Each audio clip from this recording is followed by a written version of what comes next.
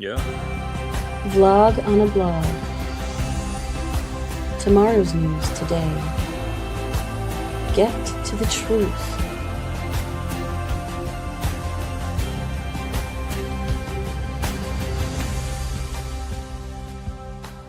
Listen, learn, live.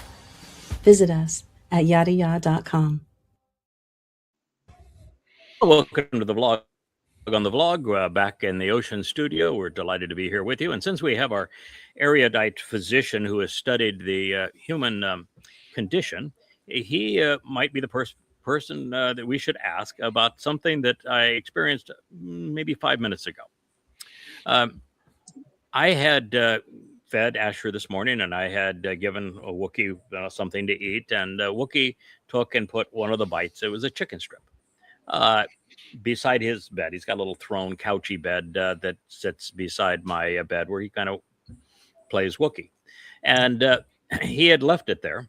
And Asher managed to really sneak in right beside my desk and take that piece of chicken and had walked out the door of the Ocean office here.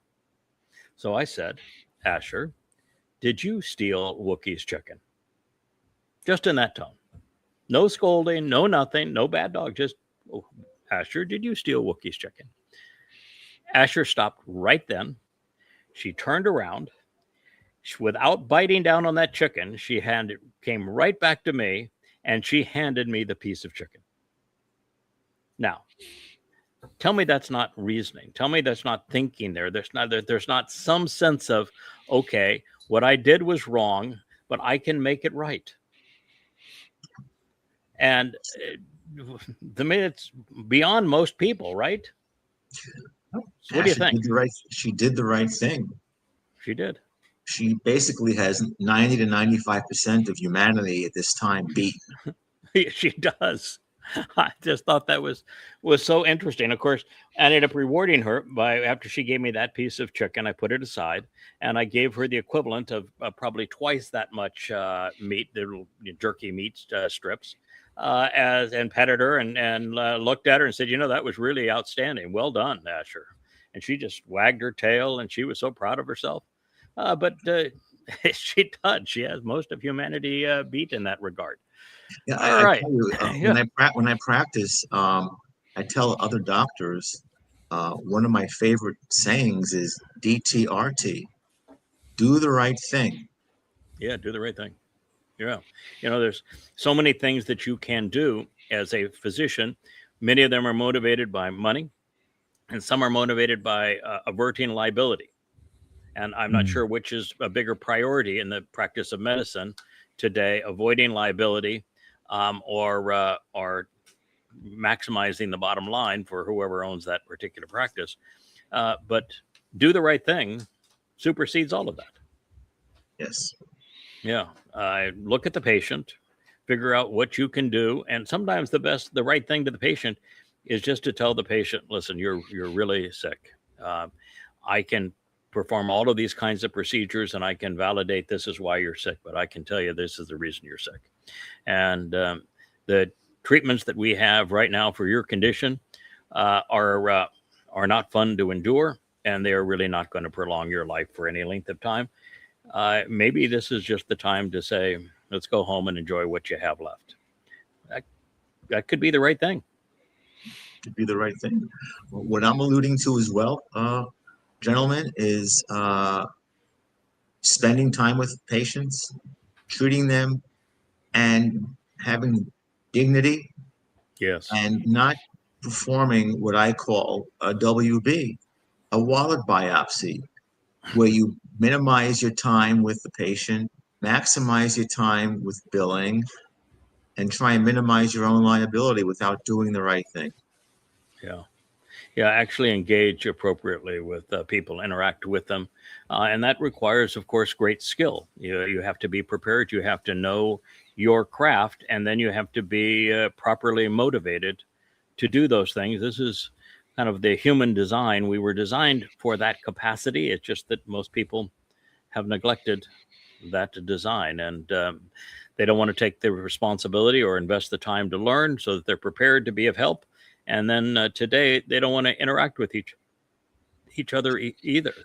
They're not interested in working. They're not interested in contributing to making things better.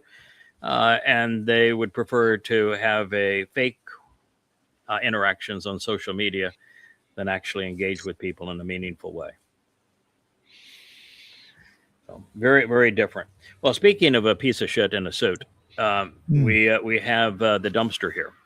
The dumpster finally said something that was true yesterday.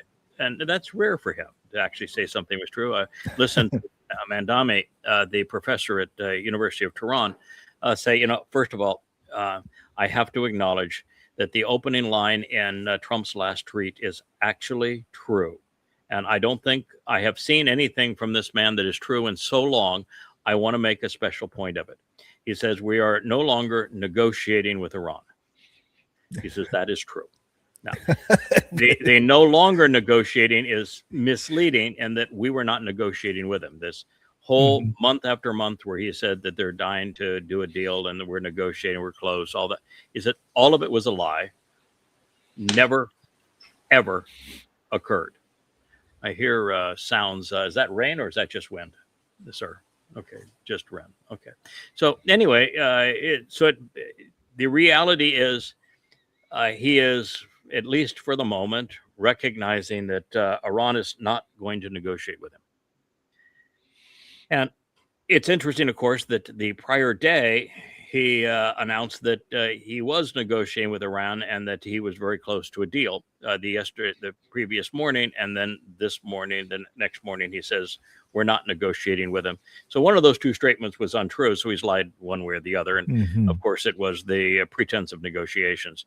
The Iranians have just said, we negotiated with you twice. And every time we negotiate with you, you try to kill us and you renounce what you have agreed to. And, Madami went right through and said, here are the examples of that. So it is true that's the case. And it is also true that he doesn't have any more weapons to play with, and he doesn't have any soldiers to extend their tours of duty. So without soldiers that will follow his orders anymore, I mean, there's a mutiny going on in the Abraham Lincoln and also the destroyers out there. And that his military has told him he's running out of ordnance, and his military has told him that there's nothing that they can do that's going to deliver a different result if they continue to bomb Iran. And he's not able to negotiate with Iran because he is an untrustworthy piece of shit. So the only thing he can do now is to try to sanction Iran. But wasn't that what the situation was for the past 47 years? So isn't he going right back to what happened before he was in office?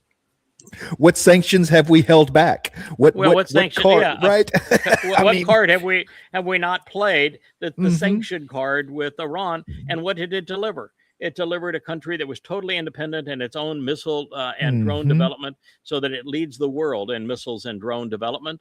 A country that has led the world in subterranean manufacturing, so that look at Cara in the background there, checking out the world. She's in the library behind the books, so that they lead the world in manufacturing defensive systems that cannot be bombed from the air, and a country that has come up with a plan in that time to develop relationships with other nations outside of U.S. influence, and came up with a strategy to defeat the world's foremost military superpower.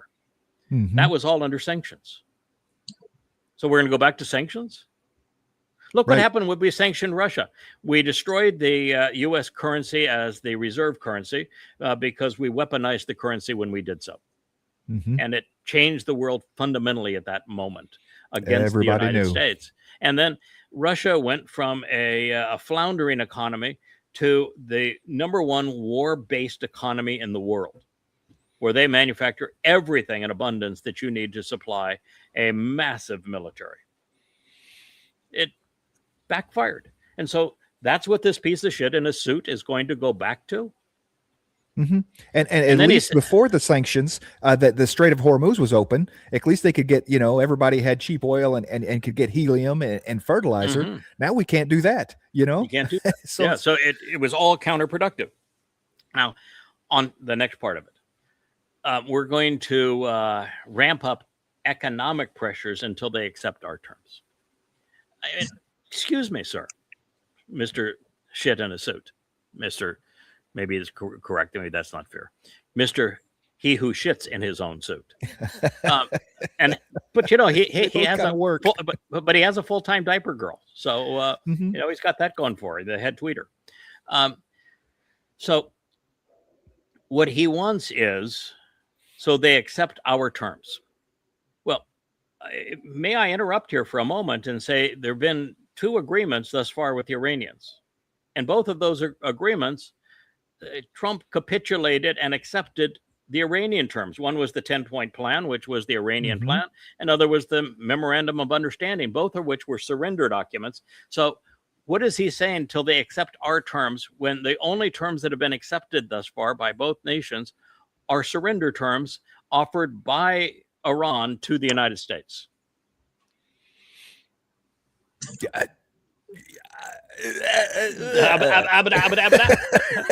What are their terms?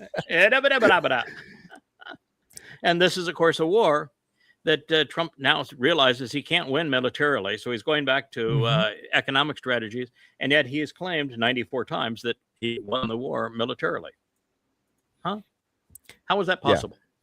Now, let's be clear. There is no strategy. There is no, we're ramping up. Nothing is going to change as far as they're going to do anything, right? We understand that. This is all just his confabulation of the moment of, I got to, in his head. He isn't as 1% as aware or as moral as Asher. Yeah. He's behaving as if he's had a brain infarct. And to say he's anti-Chachma, he's anti-Chachma. I mean, he should have it on his forehead. The anti-Chachma. Yeah. And even Asher's smart enough to go poop in the backyard, as opposed to in the house or in his pants. Cold lead. That's why they're top, right? That's why they're favorite. Best friend. Yep. What do we have there next, my friend? Oh wow, the crisis has begun. Well, to a certain extent, it is absolutely true that the United States is desperate. The United States has changed the rate offered for 30-year and 10-year treasuries to the point of 5%, north of 5%, just south of 5%. That means, by the way, on $40 trillion, that the cost of the debt is $2 trillion a year. Just the cost of servicing the debt at that rate is $2 trillion that you're adding every year. Another $1 trillion every 6 months on top of the deficit that each budget creates. So that means that we're going to be adding $4 trillion to the debt each year without any means of being able to finance it. So that puts the United States in a really shitty position. Speaking of shit in a suit. But the United States isn't actually in the worst shape. That's Japan. Japan is in free fall. The Central Bank of Japan has no idea what to do. Japan now owns 3 times more U.S. treasuries than the next largest player. It used to be number 1 was China, number 2 was Saudi Arabia. Now China and Saudi Arabia have sold so much U.S. debt that they're down into the $600 billion range, where Japan's up in the $1.2-1.3 trillion range. Huge difference in those two, and Saudi Arabia is way down. So, and they're both sellers; they're not buyers. Japan is in such a vulnerable position with 230% of GDP of debt that where the United States is a debt is 125 to 130% of GDP. Well, in Japan, it's 230% of GDP. Wow. They are so desperate to shore up the yen that they told America, just flat out, you have a choice. You can buy the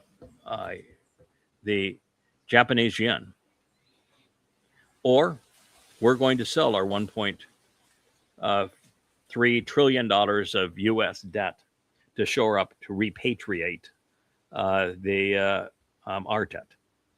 We're going to bring our money home. Now, if they don't mean that a little bit at a time, because this says $72 billion left. What was it? $72 billion. Foreign buyers pulled out $72 billion in a single month.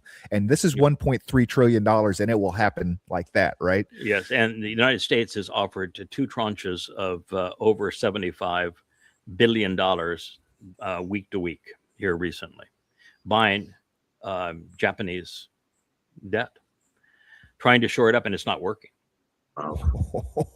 So the debt market and the bond market, people probably don't recognize. The bond market is bigger than the S&P 500 stock market, everything combined. The bond market actually is the thing that actually values your stock, because the bond market is how money is valued, and money is used to value the stocks that you hold. It's really all the foundation of it's the bond market. And the bond market is cratering. Mm-hmm. And there is no winning here. Inflation is beginning to rise rapidly because of inflating the money supply. And national debt is rising rapidly, and it's exacerbated.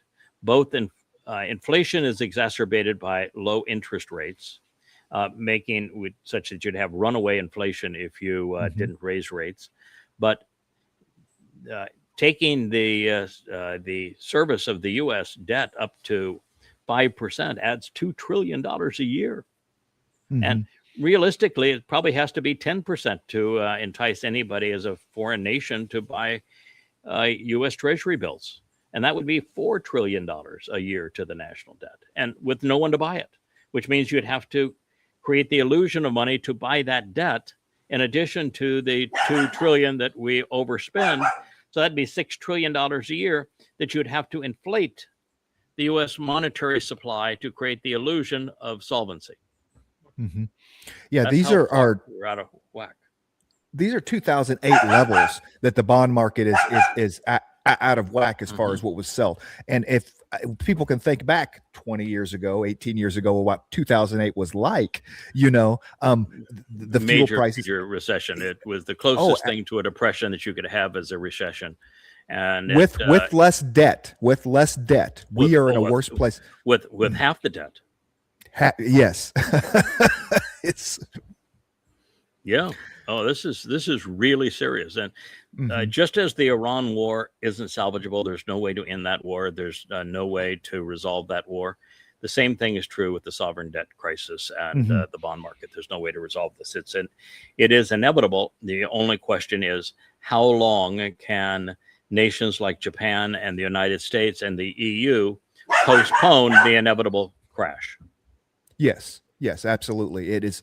And we don't have anyone probably that even understands the issue, but number two, can negotiate the issue in a way with foreign countries, because we don't negotiate, right? As far as, hey, guys, if we all get together and do this slowly, they would have some semblance of a plan. Yeah, the only way that it could be resolved would be for the United States to eat 10 miles of stacked up crow and admit that what it's done has been egregious, and open up monetary exchange way beyond SWIFT to include all the BRICS nations, and to no longer have the dollar as a sole reserve currency, and for the United States to not act like a hegemon in the world, and to scale down its military and its military bases 90%, scale down its national spending 80%, and to stop inflating the monetary supply. And I mean, it's just so many different things. And of course, none of those things are going to happen.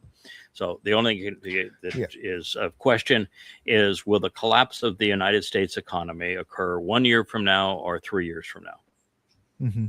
Now, they have enough tricks and enough illusions, and people are stupid enough that they can postpone it 3, maybe even 4 years until Really? Wow. complete collapse. But it's now inevitable. Because I thought we were in trouble with helicopter Ben Bernanke. I mean, yeah, I'll drop pallets of cash from helicopters, right? That was his quote to keep the and we're so far along with that. I mean, they don't even notify or put out what the QE is now, right? I mean, they stopped notifications at QE3. Right. But the reason is we no longer publish the overall monetary supply. Quantitative easing is no longer published. So the aggregate number to which our currency has been inflated is not published anymore. Yeah, it's that egregious, because it's essentially 100% of the funding of the U.S. government now is creating the illusion of money, which undermines the value of the currency. It's a direct tax on everybody that that owns a dollar, has a savings account, that owns a home, that owns, if you own anything or have a bank account, it's a direct assault on anything that you've earned in your past. So the government not only taxes your income, it through inflation, it taxes what you have saved and managed to squirrel away after taxation and cost of living.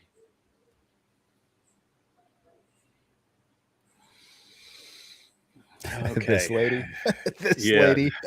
Oh my God. A senator. She is a senator. She is a senator. And the question is she was asked about the South China Sea and what America's national security interests were with Taiwan relative to the South China Sea. Yeah, you're running for Senate. There's only 100 of those that govern the United States and approve treaties and that sort of thing. And she is a sitting senator, and she was asked that question, and she said, "I have to be honest here. I don't know much about that." Mm-hmm. But go ahead and play it. It's just astonishing. In the military, and I love the troops. I love the troops. But I have no idea about national security. So why do you love the troops if you have no concept of national security? What's their purpose? Right. Yeah. At least she's being honest. Go ahead, play it. Yeah, well, yeah, honesty. When you're admitting you're stupid, honesty doesn't matter. Yeah, it's Senator, are Taiwan You ready? and the South China Sea national security issues for the United States? If so, why? I'm sorry, could you repeat the question? Are Taiwan and the South China Sea national security issues for the United States, and if so, why or how? I'm just going to be honest here. I'm not on national security. I'm not that informed on national security, but I do support the military. My brother was in the Air Force for 33 years, so I will do everything I can to support the military. My dad was in the Army. I'm not a polished politician up here. National security is not my thing, not my area of expertise, but I do support the military. Senator, are Taiwan in the South China Sea? All right, so she's a schmuckosaurus. Oh, she is a schmuckosaurus. You know, democracy has to be the dumbest form of government ever. You have people who are clueless electing people who are clueless. What do you get? You get a government of clueless people. I mean, it really is. It's the dumbest form of government ever. It's why the founding fathers of the United States hated democracy. It's why there's actually been no surviving democracy in the history of the world. The two that are credited neither of them were democracies. They were oligarchies, and the reason they were oligarchies is the oligarchs had skin in the game. They actually ran businesses, they owned farms, they produced something, and therefore they were in a position to say, all right, the money that we are producing, that we're giving to the government, can be spent in the following way, and it cannot be spent in other ways. And in terms of our nation's defense, this is what we will or will not support. And so an oligarchy works from that perspective, but a democracy where everybody gets to vote, no matter how stupid, does not. It creates the kind of mess that we're witnessing here. This is a disaster. I mean, it's absolute proof that democracy is the dumbest form of government ever devised by stupid humans. It's also kind of a I don't know what the word I'm looking for is, but it demonstrates nepotism is really a bad idea, because I just realized this is Darlene Graham, and I think she was just Senator Graham's sister or whatever. Yes. She was just stepped in. Okay, Yep. so she is now a senator. She is officially a senator for now. real. Yes, she is, absolutely. Right. But this is what we get whenever we do pick'ems from the governors in charge, right? I mean, Yeah, this was Donald Trump's choice of pick'ems. And imagine now, her brother was the most vile proponent of death and destruction of anybody in Washington. He was as vile as Trump, and killing people and starting wars and being duplicitous, destructive. He was a devil. And so you have now, and they're running her now for Senate. So they're going to run somebody for Senate. So I mean, it doesn't care. Are you an active? She is officially a sitting senator, but she's running for election. And you're going to run somebody for election that can say, I don't know squat about national security. All I know is my brother was in the military, and so was my dad. Yeah. Well, that makes you qualified. Yeah. Even if you don't know, there are two options, and her pivot was horrible, right? I mean, she could have redirected to, first thing you don't say is, I don't know, but she could have pivoted to, hey, blah, blah, blah, go MAGA something and not answer the question. Because they all do that. The answer is, I'm not qualified to be running for the Senate of the United States. My apologies. My apologies. I will concede to the other nominee. Goodbye. Yes. See you later. I'm out of here. This was a really stupid idea.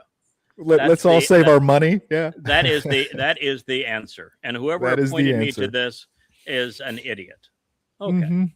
I can live with that. That's the answer.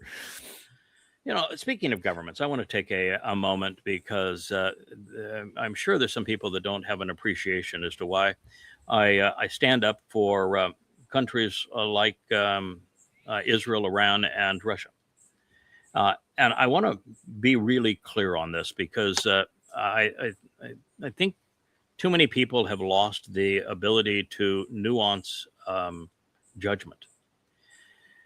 What does Yahowah say about the propensity of individuals to be good or bad? Individuals, individuals. They can be good. They can be good in general. That it's possible for an individual to be good or bad. And if you've studied human culture and human society, what you recognize that there are certain cultures that have a high percentage of bad versus good, and there's some cultures that have a higher percentage of good versus bad. You look here in the African American culture on this island, we have the highest murder rate in the world. We have the highest unemployment rate in the world. There is a problem in that culture. Yeah, I don't know what the problem is, but two strikes on the top 10. Yeah, I mean, I have done programs on what I think the problems are, but the lack of a nuclear family, of a father staying around to raise their children, and the propensity of mothers and fathers to be physically abusive to their children and not modeling the value of work has all contributed to that outcome. And so it has delivered a very high percentage of criminal activity.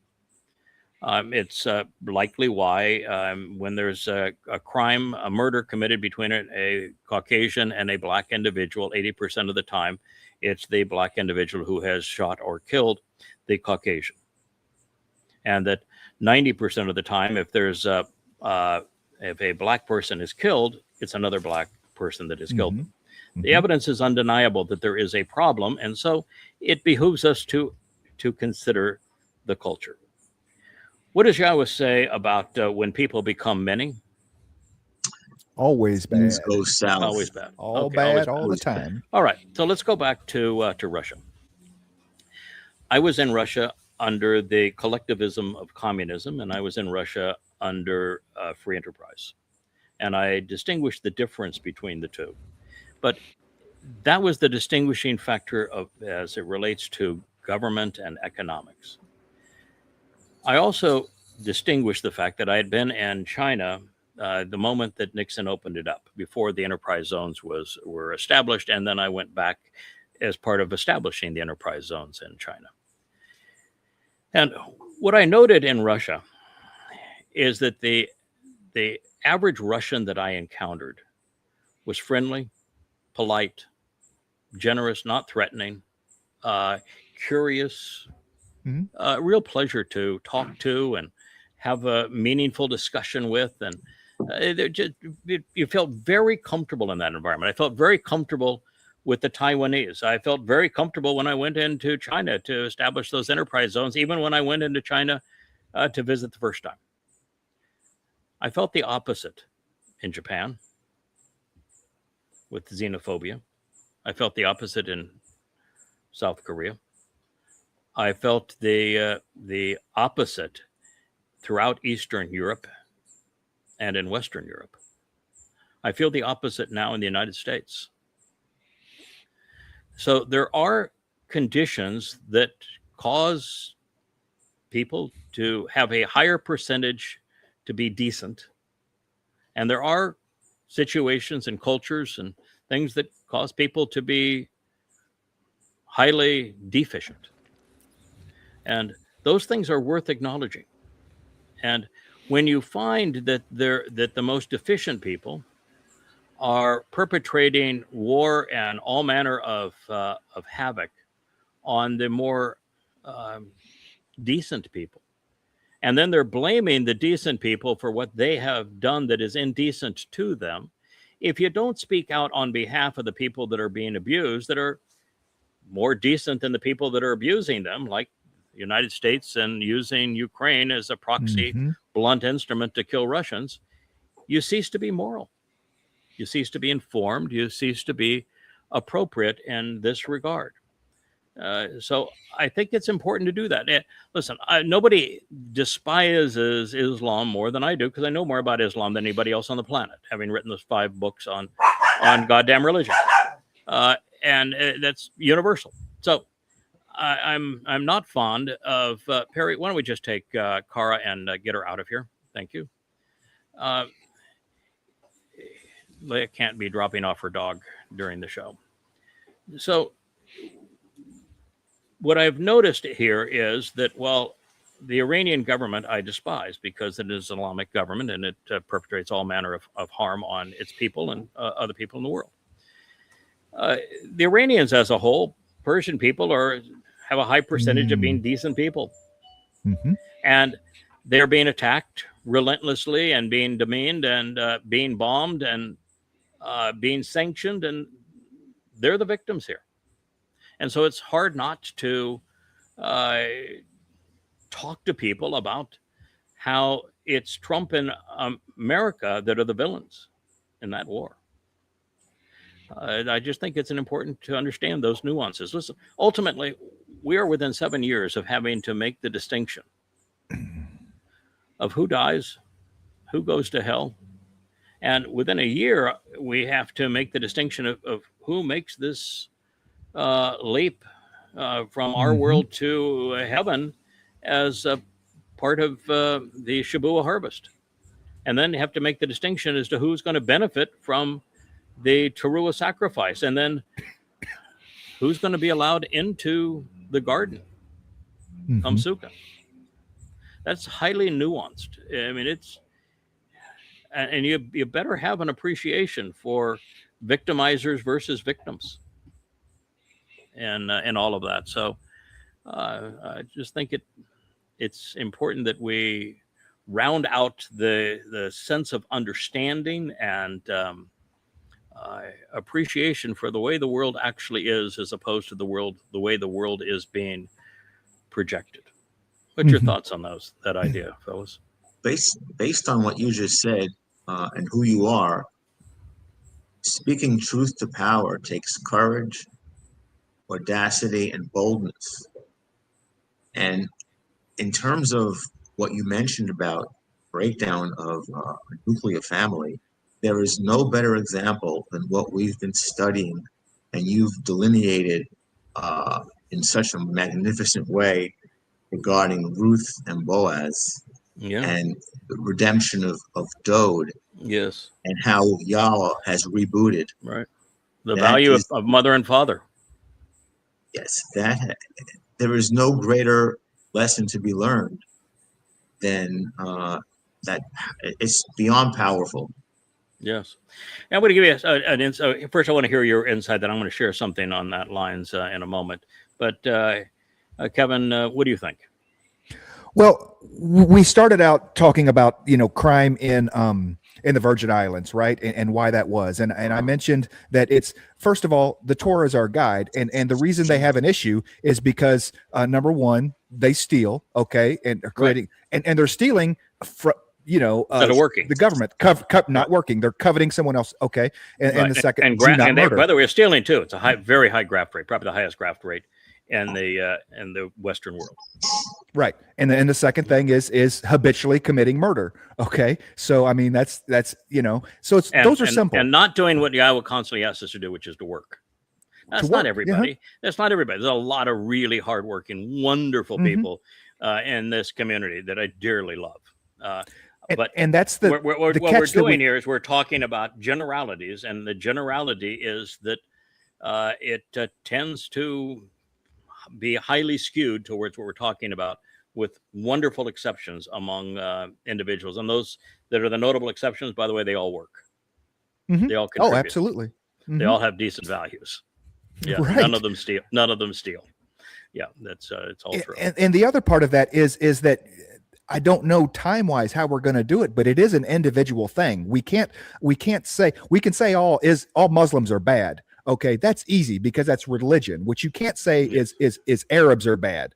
Okay, correct. Correct. Persians are. Correct. So I mean, I have no problem with people Persians, with Pashtuns, with what I have an issue with. All good Muslims are bad people. You can be a bad Muslim and a good person, but if you're a good Muslim, you're a bad person.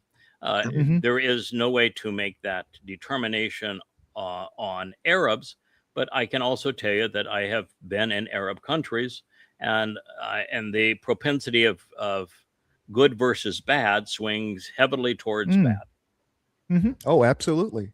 So there is something in the culture that had a propensity to move towards bad and away from good, and this is something we ought to be fully aware of. Asher, please stop. My dog is biting her toes again. She just thinks when we start the show, she's free to do whatever she wants to do. She can't receive any correction. And all I had is please stop. I normally have something to toss in that direction, but I looked over my desk and all I've got is this glass that here that is. No, don't. I don't want to have all the no chicken. No chicken. Yeah, no chicken. Yeah. So anyway. Okay, now what I wanted to say on what Dr. Jeff said, mother, father, child, family, right? So I'm writing away this morning, and I'm having one of the great discovery days ever and rewriting Written in Stone. Who would have thought? I was just going to turn this little book out and get it back out because everybody likes the short book. And there's really, the way that it starts is a really interesting read about laws versus ethics versus morals. And so it is a really interesting read. And I thought we'd just get it updated and new translations and we'll go. Well, son of a gun. Every word is a lesson. And so we're here, and I've shared with everybody the understanding that I was able to develop on who the Malacca is and what our responsibility is with the Malacca. I thought, well, that's good enough for the whole endeavor of writing this book. Yeah. And then we came to Nuwach, this idea that Yahowah rested. No, this is not to say that the Shabbat is do nothing day. It's the most action-filled day on God's calendar. And it isn't to say that God was fatigued. No, it's the day that God is energized. And so I was looking at that word. And the first thing you notice in that word is that it's written almost identically to Noach. Mhm. And what that word is saying is that God, at the time of creation, came up with a plan and put that plan in place that was highly satisfactory and satisfying to him, because he recognized that that plan would play out in a way that would deliver a highly favorable outcome, and that it was nuanced by the idea that he would deploy Noach to resolve the unsavory issues and deliver that highly favorable result, even if he had to be for that time alone. Mhm. So what it suggests is that there were the souls associated with Noach, which is Noach, the Amma, and Mhm. their son Shem, who is Dod, that those souls preceded creation, and they were with Yahowah. And when he deployed them, Yahowah was alone, but he was okay deploying them because he knew from the beginning, before the first card was turned over, that what he had put in place with creation, with the deployment of these three existing souls, would lead to this ultimate favorable result of us returning to Sukkah and the celebration of this Shabbat in the end. And that the entire thing was set up to play out exactly as it has, and that Yahowah knew it from the beginning, that this is the system that he had set into place and the people he had set into place to make it occur. So then I'm looking at what is the difference between Nuwach and Noach? It's a wall. That is the only difference between the two. And the wall means to increase and to secure. We've always described it as a tent peg. Well, we've all described it as a tent peg except one individual who shared it with another individual who decided to share it with me this morning. Kirk, who is their favorite artist in these things, says, I don't think the wall is a tent peg. I think it's a child. And whether it's the one like this with the little arms reaching up, or it's the one we have now with the little head on the top of a body, it's a child. That the Noach would lead to the child through Nuwach. Now, once you see this, you recognize, wait a minute, that's entirely different and not different at all. Sure. If the Wa is a child, then how do you enlarge and secure a family? By having children. By having children. So it's not different at all. But then how is it completely different? Because it causes us to look at Yahweh's name very differently. Now, if you're going to accept that that is a child and that God spoke about Noach as Nuwach in the creation account, then his name speaks of a mother and father raising a child. Oh. And now you have the covenant family in Yahweh's name. So I thought that was fairly profound. That was my my two insights this morning that set off a chain reaction that I thought was worth sharing. I think that when I actually present this book, and I only wrote 10 pages yesterday, I'll probably get 10 pages today, slowed down from the 20-page pace, so it's going to take a little longer than what I anticipated, but it'll be under 200 pages. I think that it will be a surprise for a lot of people, and it was always a favorite, and it'll be nice to get it back in the rotation. I think it's going to be a real surprise, an eye-opener. Speaking of that endeavor, Craig, when you went into the details about Malacca, and then a word that when you define the ramifications of what it means and the symbolism of Malukama. Wow. Yeah. And of course, what you're dealing to is the first word in the presentation of the Shabbat is Zakar. And it's presented in the infinitive, which means it's an actionable noun, and Zakar, the most memorable of men. Yeah. And then it goes from there to the Malaka, and that is the men who carry forth the very message of God. So it's pretty stout in terms of the way that it's loaded, and you go right through it, and God's talking about this, how because of what's done on the Shabbat, we will celebrate the Shabbat.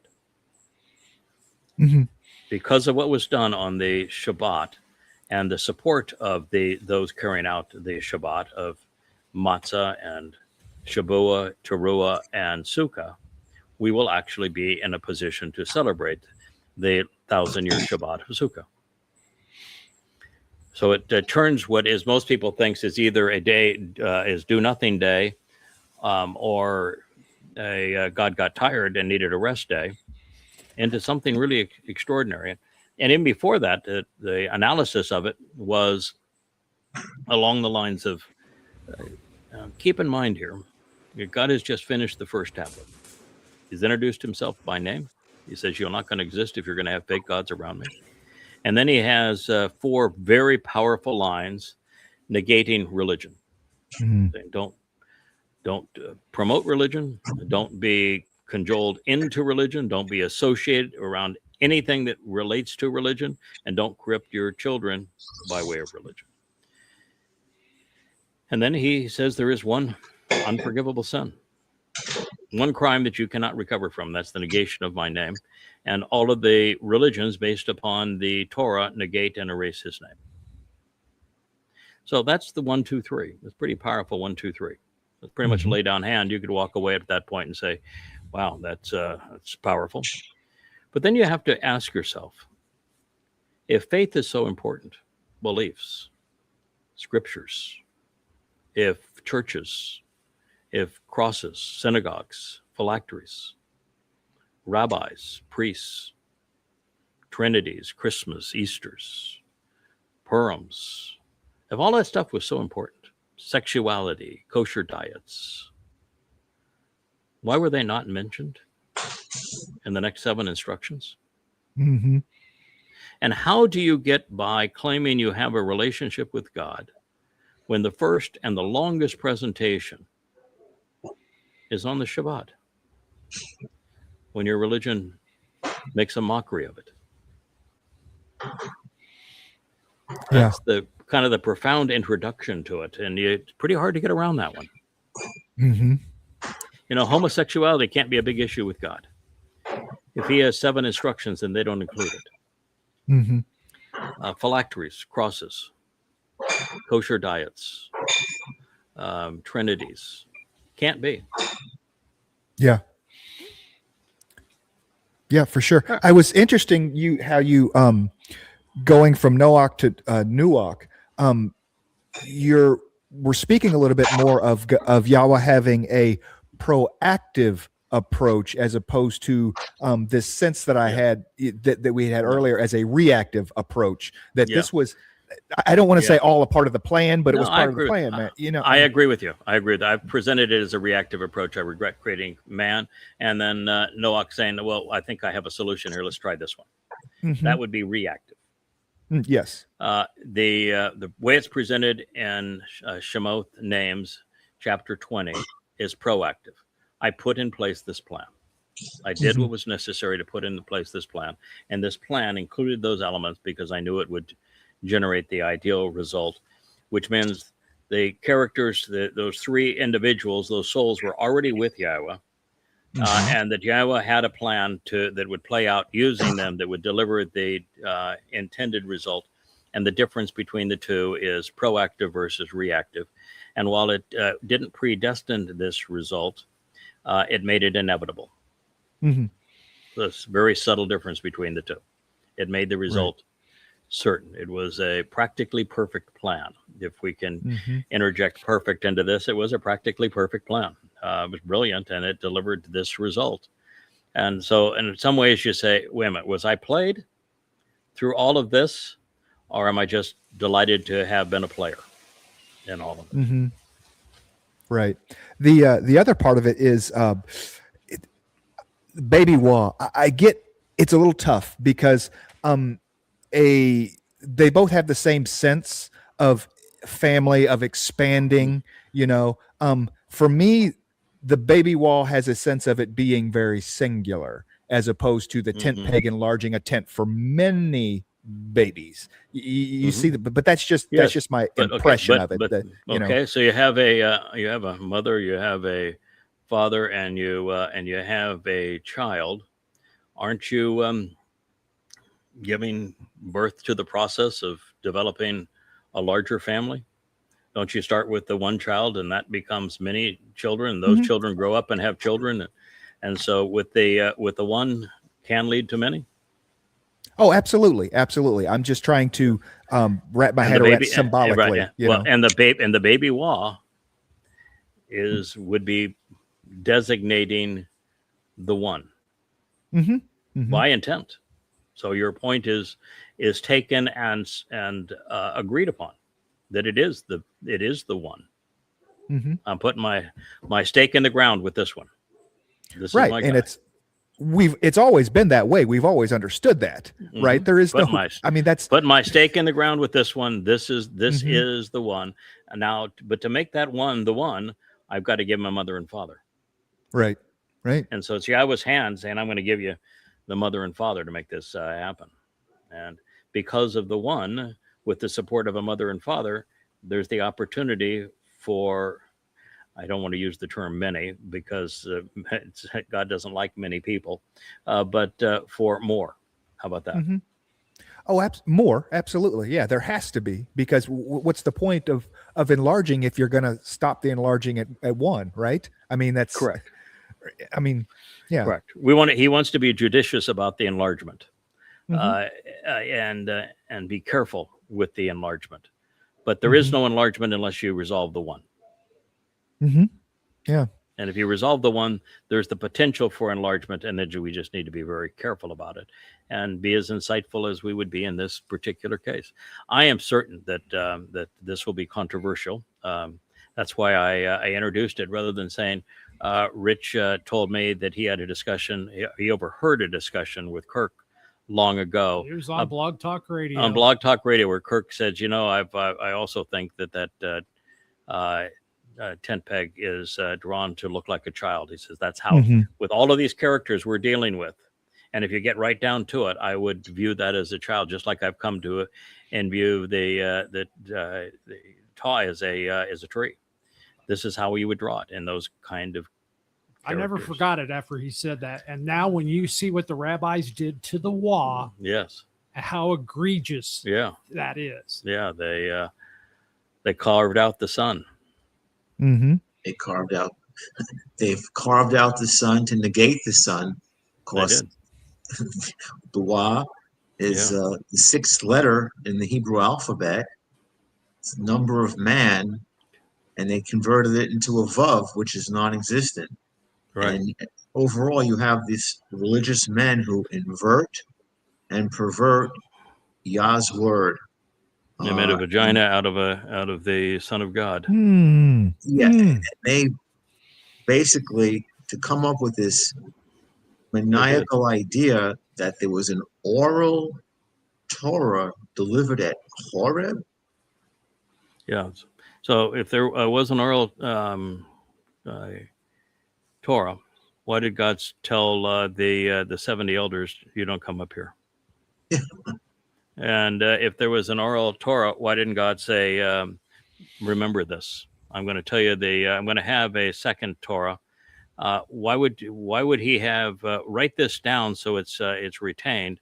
And now I want you just to take what has absolutely no value, which is an oral rendition, which changes 15 minutes after it's stated. I mean, 15 minutes after you've made an oral proclamation, nobody can repeat it exactly.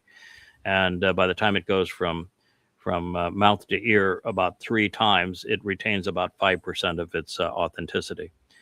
So it's ludicrous. And of course, then why, if it was given at the same time of the Torah, why are the names of those that are ascribed to every chapter and verse of it rabbis that lived in the 2nd, 3rd, 4th, and 5th centuries? Dude, his son says Yahweh's Torah is Tamim. It's complete, right? It's not an ongoing work, you know? It's Nope, it is not.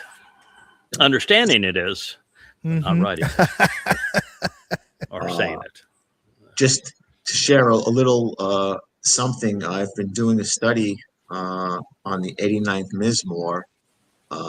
Speaking of a horrific rabbi who's gone by the moniker of Rashi, who was a French rabbi on the same level of Maimonides, he basically has come up with the idea that Ethan Ezraki is really Abraham. Oh, he's Abraham. Okay, right, oh, sure. Yes, Mhm. yes. Yeah. Okay. Then why would somebody that is obviously as illiterate, as immoral, as cantankerous, and is lacking really intellectual acumen?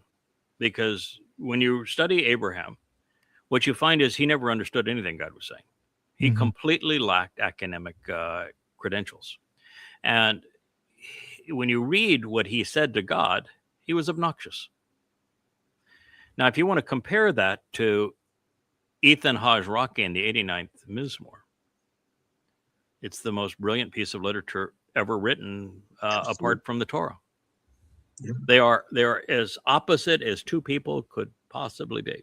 Yeah. And with Abraham, all he gave a crap about was himself. And Ethan Hajraki, he cares about his son, Dowd. And he cares about Yahweh's relationship with Dowd. And he'll do anything to support Yahweh and his relationship with Dowd. No, they're entirely different. By the way, if you're when you're doing an analysis of the 89th Mizmor, I would encourage you to use Coming Home Volume 5. It's my most recent rendition of it and most accurate presentation of who Ethan Hajraki is and the various lives that he has lived up to this point. But rabbis, they get nothing right. All right, what do we have next in the news there, Kevin? creepy. Oh, God. You know how many times when I was doing Prophet of Doom, Brigitte Gabriel would be recommended because she would say something about anti-Islam. And I just said, no, that woman gives me the creeps. Yeah, she speaks out against Islam. Her understanding of Islam is diddly squat. And she's just reckless.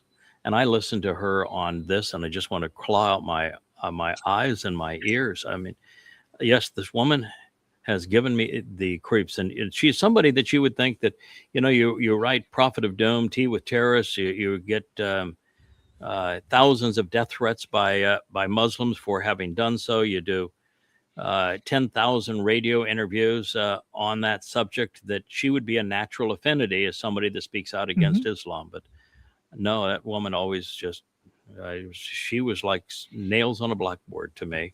And I listened to her here and I say, yeah, well, my intuition sure played out accurate on this one. Go ahead and play this. This is just nails on a blackboard. When the money is up, where do they go? Well, and here is the thing. The Iranian people want freedom and they are determined to get their freedom. And the IRGC is basically weakening. Look, there's a lot of fraction within the Iranian government right now. There are sides, the side that said, okay, enough is enough, and the side that says, we're going to fight until the last soul. But they are breaking. They are fracturing. They do not know who to trust. They don't even trust each other anymore. Because we have done such a great job in assassinating their leadership that they know we have people on the inside who are outing them out. So there's major fracturing. And the Iranian public is just a matter of time before they are empowered enough where they feel they are safe in taking bullshit. over the Shut up, buildings. bitch. God damn it. Shut her up. God damn it. What a piece of crap. It's this God-forsaken lie that caused America and Israel to go after Iran a second time and start a war that cannot be ended.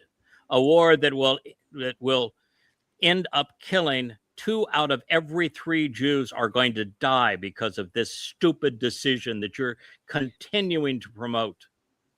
This lie of regime change never had one chance in a billion of occurring. It was obvious. Get your head out of your ass and recognize all of the reasons why you did a miserable job, why you made situations worse. And by bombing and murdering their leaders, you galvanized them.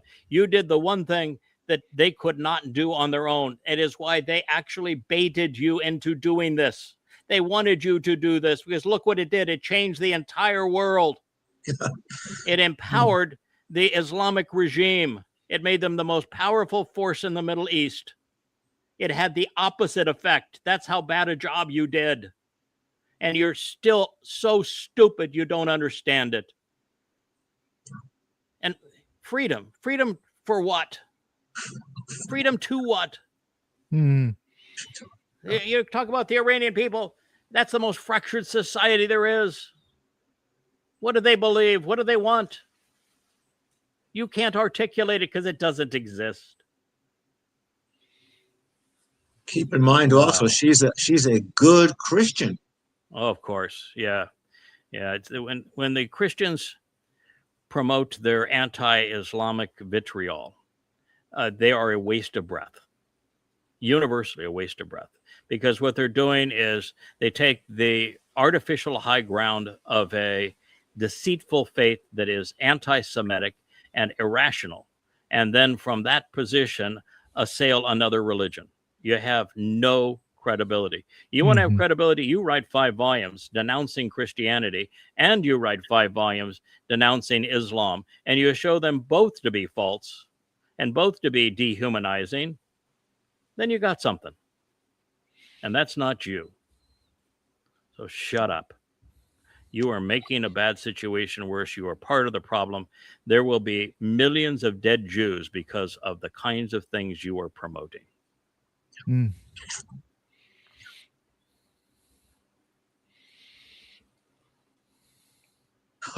Was the other guy that was that you bumped heads with that was such an obnoxious Christian? He was a Roman Catholic or a variation of Roman Catholic. Jihad Watch. What's that idiot's name?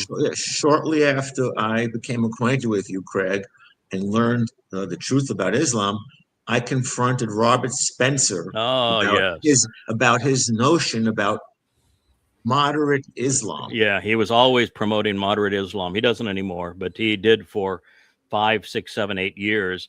And I routinely said, there's no such thing. Why are you promoting a lie? There is no moderate Islam. There's only Islam.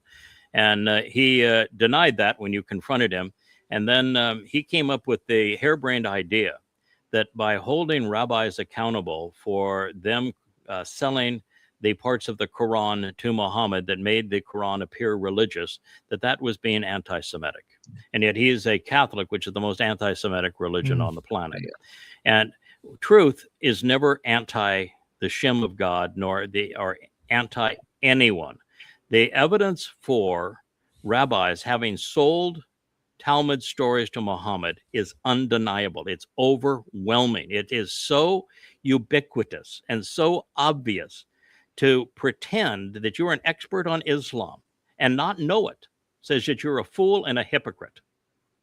And Islam would not exist today if Muhammad had not purchased these Talmud stories from rabbis and then woven them into the Quran to create a religious veneer over the Quran.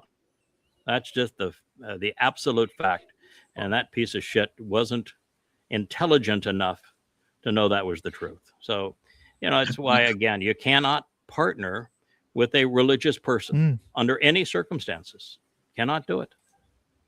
Not only that, Craig, he became apoplectic as I kept gnawing at him, and I basically said, "You have it bass backwards." I said, "The author of Prophet of Doom is Philo-Shemitic." He was like, "You wouldn't know what that even means." He didn't know what it means, and he basically. He just was full of vitriol and the reason he wouldn't know what that means is because as a Catholic and a variation of Catholic, the name of God, Yahowah, is outlawed in the Catholic religion. So he does not know that Shem, the Hebrew word for a name, that Yahowah has but one and only one name, and it's Yahowah.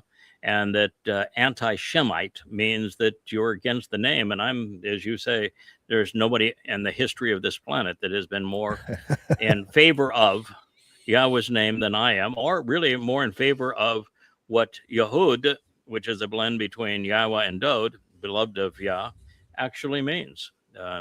It's just piling one stupid conclusion on top of another, and yet these idiots have audiences. They're popular, and you can't be popular by telling the truth. That is something Yahweh makes it very clear. And Yahweh doesn't want you to be popular, because if you're popular, you're not telling the truth, and you're not working for Him, because He doesn't like people very much, and for good reason. Well, All right, it boils down to let's just, as a Yehud, let's be accountable.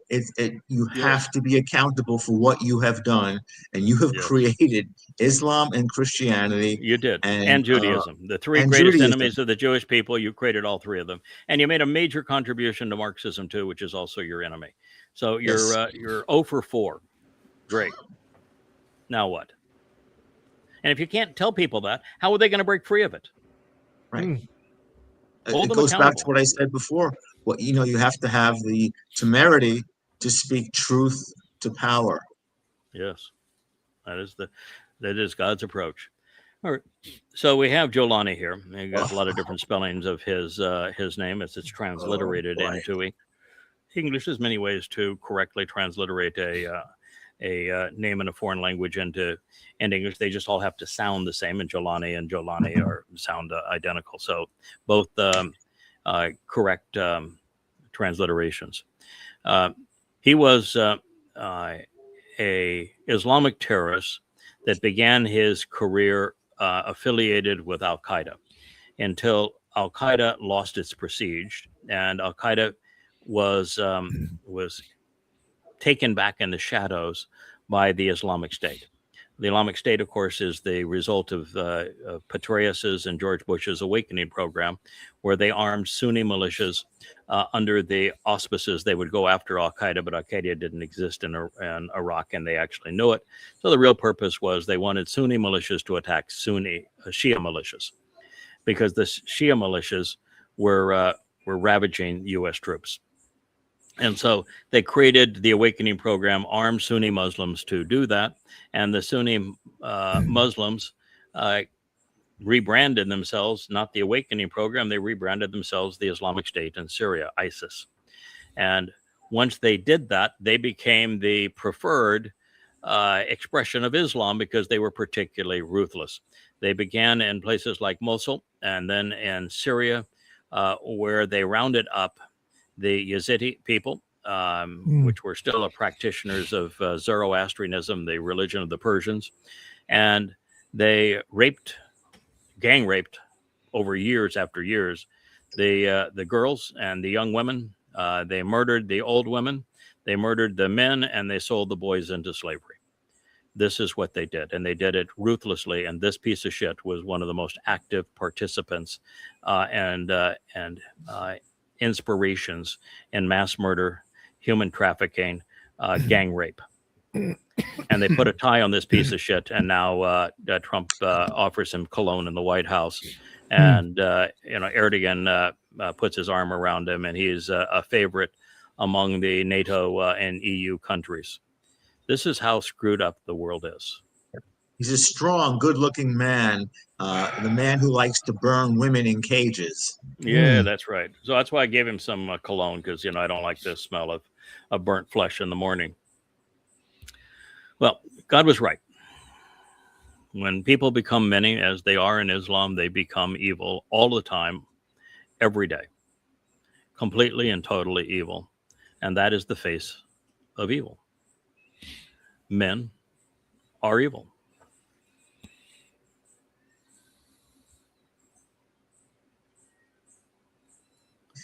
Oy. Oh, talk about evil. I am just so sick of this man. He has a speech here where he says, we're going to be the aggressors. We're going to attack everybody. He says, I told you we're going to change the face of the Middle East, and we're going to do it because we're going to surprise everybody. We're going to attack everybody. And it's all going to turn out glorious for Israel because we're going to be the bludgeoned hand of the Middle East. We'll destroy everybody, and we'll rise on top of that. We will surprise them. We will hit them. Well, we will transform Middle East. Well, he did transform something. Oh boy. Israel. He destroyed it. He's turned Israel into the most hated country in the world. That's hard to do. You have God's chosen people, and he's turned them into the most hated country in the world. He's completely isolated them, and every war that he has started has blown up in his face. He's done nothing to rid Gaza of Hamas. The last picture is just taken 2 days ago. It was truck after truck after truck, hundreds of trucks, all armed, filled with Muslims with guns, all of them, one after another, after another, after another. Hamas is still armed. They're still in control of Gaza. And that was predictable because you can't get rid of an Islamic regime in an 100% Islamic enclave. So you were never going to get rid of Hamas with bullets and bombs. You were going to make more of them. And now Israel is in a position where they destroyed Gaza so that they're hated by the world and called genocidal.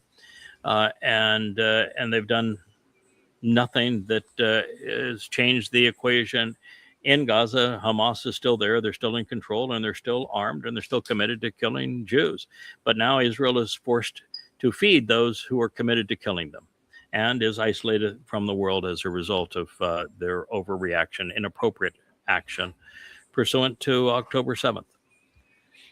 He was asleep at the switch. He failed to heed the warning. He didn't respond appropriately. He did everything wrong on 10/7 and thereafter. He did everything wrong in Lebanon and Iran twice, in Syria. He is a disaster for Israel. He is the one who's empowered because of the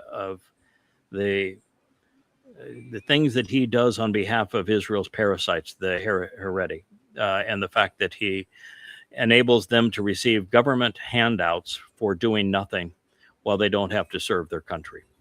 And they can't even get a decent education, so they're employable. He is destroying the country from within and from without. This is an unmitigated disaster for Israel, this man right here, and the very system that empowers him. The pathetic and ridiculous thing is that on 10/7, before Israel reacted, you in that treatise that you wrote explained exactly what should be done and wielding words wisely. And it's, Islam stupid. Explain what Islam is, not pick out the different flavors within Islam, and also get the term Palestinian and Palestine out of your vernacular. Get it out of your mouth. Yeah, I gave Israel the things they had to do if they were going to prevail. And at the same time, I said, this is what Israel you're going to do, and this is why you will fail. And they did everything that I said they were going to do, and they have failed. And they did nothing that I told them they needed to do if they wanted to succeed. And of course, the very first thing they had to do before anything else is to vividly document everything that happened on 10/7. Every possible picture, every possible graphic, every autopsy. And in addition to showing how these innocent people were abducted and murdered and raped and tortured, and to have all of the proof of it and nothing masked, all right in your face and vivid. And also show what pictures you have, because they know who were the Muslims who perpetrated this, and to show their pictures right next to it. And on all of the screams of Allahu Akbar as part of it, and then show the lives of these individuals in pictures and videos prior to this occurring, and then show the grief of their family. And putting that all together for 1,200 some odd murdered and another 250 abducted, 1,500 people. If you did that correctly, the combination of all of that material would be 20 hours long, presented correctly, maybe even 30 or 40 hours long. That's what needed to be done. And if you don't do that, you're going to lose the war of public opinion. They didn't do it. And instead, they went in and destroyed Gaza, and all that was not only detailed, but the Muslims lied and created artificial stories on top of the real stories, and Israel's reputation was trashed.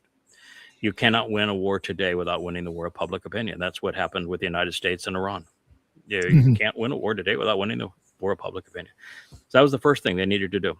The second thing they needed to do is to recognize that the enemy was Islam, and that 10/7 was a reenactment of what happened at Khaybar with Muhammad 1400 years ago. Every detail of it. Yeah. And that they had to stop blaming Hamas and start blaming Islam, and to use their words wisely in this regard, to shed their ignorance, to read goddamn religion, to have everybody in that society be compelled to read goddamn religion. Every last word of it, have them tested on it so that they understood the religion that had been perpetrating genocide and apartheid against them for 14 centuries, to know what they were up against. Because so long as they were lashing out at symptoms as opposed to the religion of Islam, they were going to continue to fail. The third thing I said is that immediately you have to hold Al-Aqsa Mosque and the Dome of the Rock hostage. You should have done it in 1967. And the deal is you return all of the hostages today, or we blow up the Dome of the Rock. You return all of the hostages. If you don't return them today, after we blown up the Dome of the Rock, you can return them the next day, or we'll blow up the Al-Aqsa Mosque. They're not going to respond to either of those things. Then you have a justification for getting rid of those two Islamic scars on the Temple Mount. They had to go. They were the reason for the vitriol. Get rid of them. The attack was called Al-Aqsa Flood, for crying out loud. Make That's them right. Pay, and the dearest possible way, cleanse the Temple Mount. Number 4 was never again, under any circumstance, use the term Palestinian. It is an ethnic slur. It's a lie from the beginning. There is no Palestinian. There is no Palestine. But so long as Israel continues to promote this lie and speak of Palestinians as if they were a legitimate people, you're going to lose the war of public opinion. And they did. They lost it. And the most important thing of all is to get your head out of your tuchus. Realize the great harm that has been done to you by the rabbis. Return to Yahowah. Reject the rabbis. Return to Yahowah. Listen, learn, and live. And live. Let me start the education process with my fellow Yehudim. Yeah. Know what Khaybar, Ya Yehud, Jaish Muhammad Saud Yahud, what it means. Khaybar, O Jews, the army of Muhammad will return. Exactly what they shouted that morning. The first time that Allahu Akbar was shouted, it's called the prayer of fear, was at Khaybar. And the thing about Khaybar that folks don't recognize is Khaybar didn't happen out of thin air. Khaybar was a farming community of Jews. They were date farmers, just like the Muslims attacked the kibbutzim in southern Israel. And the reason that there's so many Jews in Khaybar is Muhammad had exiled the first of the Jews from Yathrib, where there were 30,000 Jews at the time, so he could steal their homes and their date farms and their property and everything else. And he exiled the first of them. And many of them went to Khaybar, where he went later, and he brutalized them. And then when Muhammad decided that since rabbis were mocking him because he was buying his Quran recitals from the rabbis, he turned on them and says, well, no, there's only one way to deal with them. As a psychopath, he murdered them. And so the remaining Jews in Yathrib were beheaded. Women were raped. The children were sold into slavery. But Khaybar itself did not happen in a vacuum. Muhammad was such a thug that the first enemy of Muhammad was his own family. He wanted to steal the pagan religion associated with the Kaaba, where rock gods were fed and dusted and watered and for a fee. And he wanted to steal that religious crime, and he did. But when he wanted to conquer Kaabaville, we can't use Mecca because it wasn't in Mecca, it was in Petra. When he wanted to conquer them and his own family, after the Battle of Badr, which was the first successful raid in Muhammad's history, where the Quran itself said this was a raid, had nothing to do with Islam, it had all to do with Muhammad coveting the possessions of his own family, wanted to steal them. And it was vicious. It was horrible. It's the 8th surah of the Quran. It says there's only two kind of Muslims, those that have died killing for Allah and those who will die killing for Allah. I mean, it's really, really disgusting. It's that after that, Muhammad wanted to take the Kaaba for himself, and he went down with an insufficient force. And he was greeted by one of his extended family members who said, "You remember the last time you were here, Muhammad, you were run out of town as a laughingstock.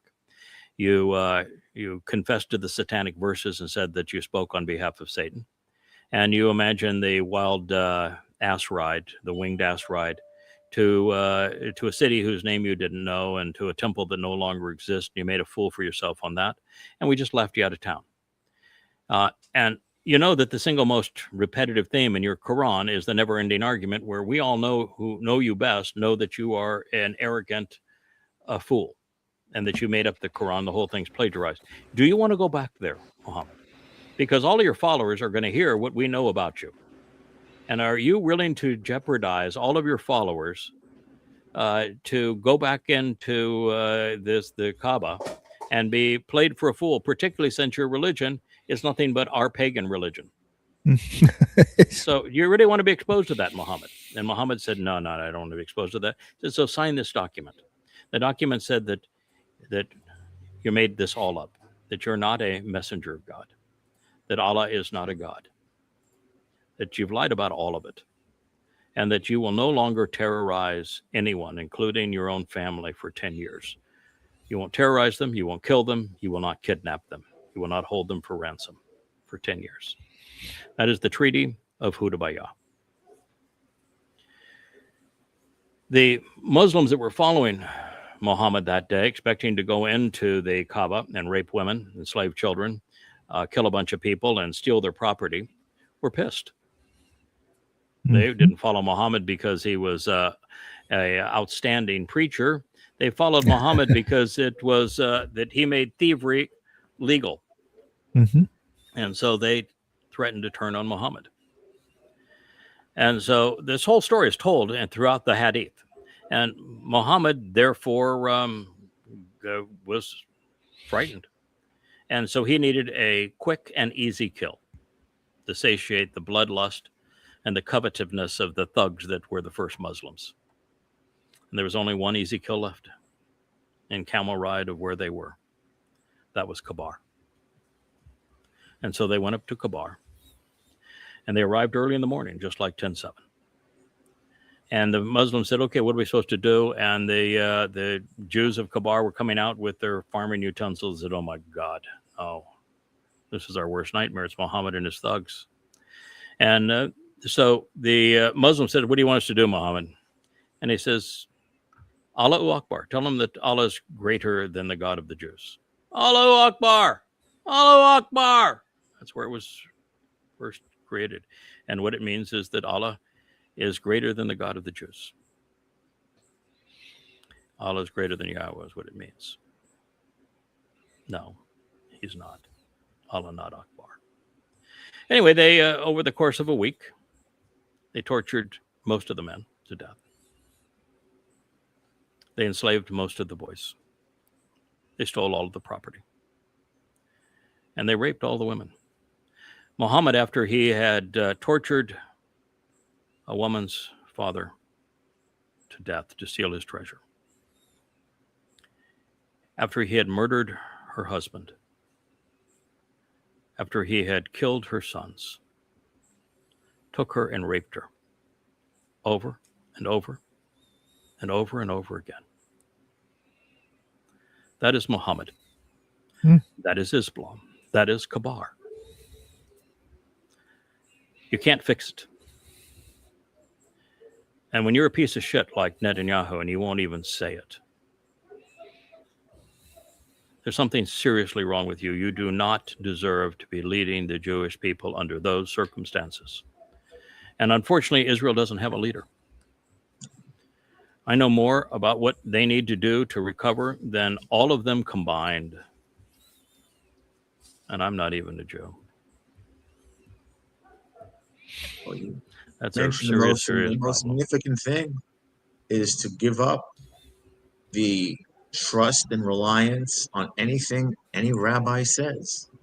Correct. That's Shit where, can the rabbis. Just the Haredim, every one of them should be tossed into Gaza. Really, every single one of them, toss them into Gaza.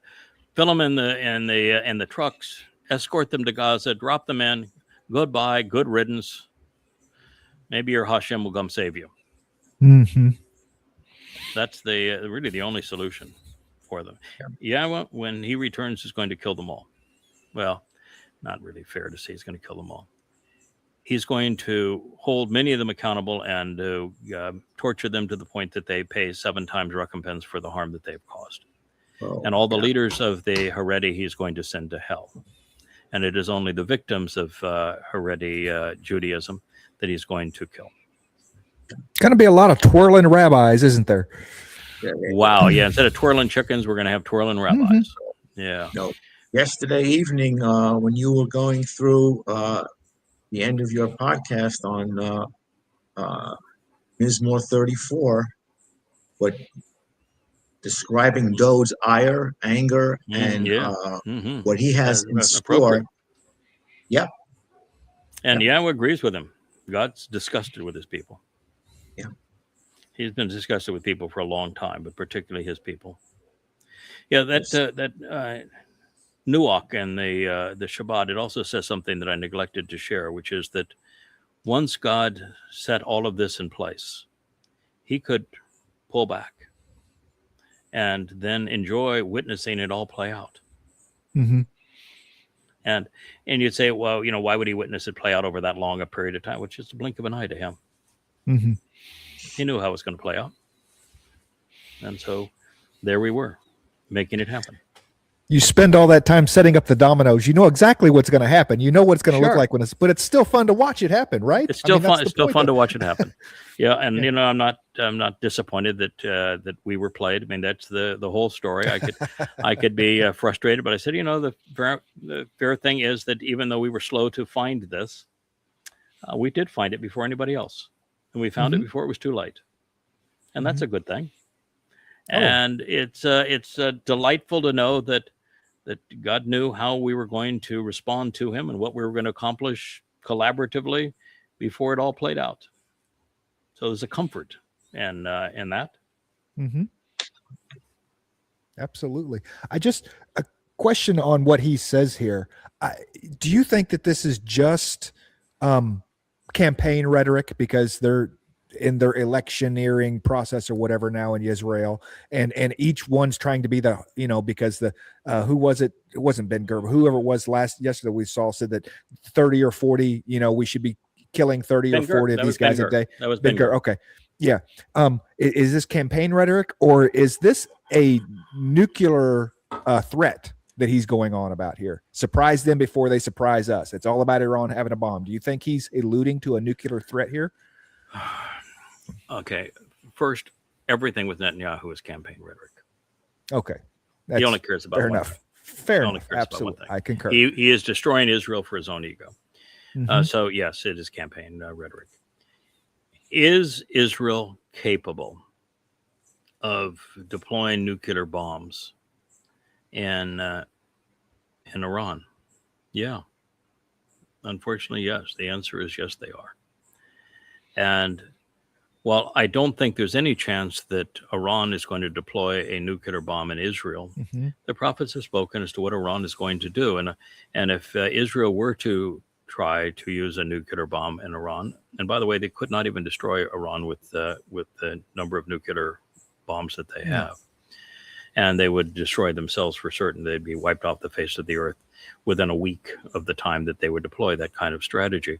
But that would be ample motivation, not that it already doesn't exist, for the Iraqis to send millions of mujahideen into Israel. as jihadists, which is what the prophets say is going to happen. That's why I said that 2 out of every 3 Jews are going to die. Yeah.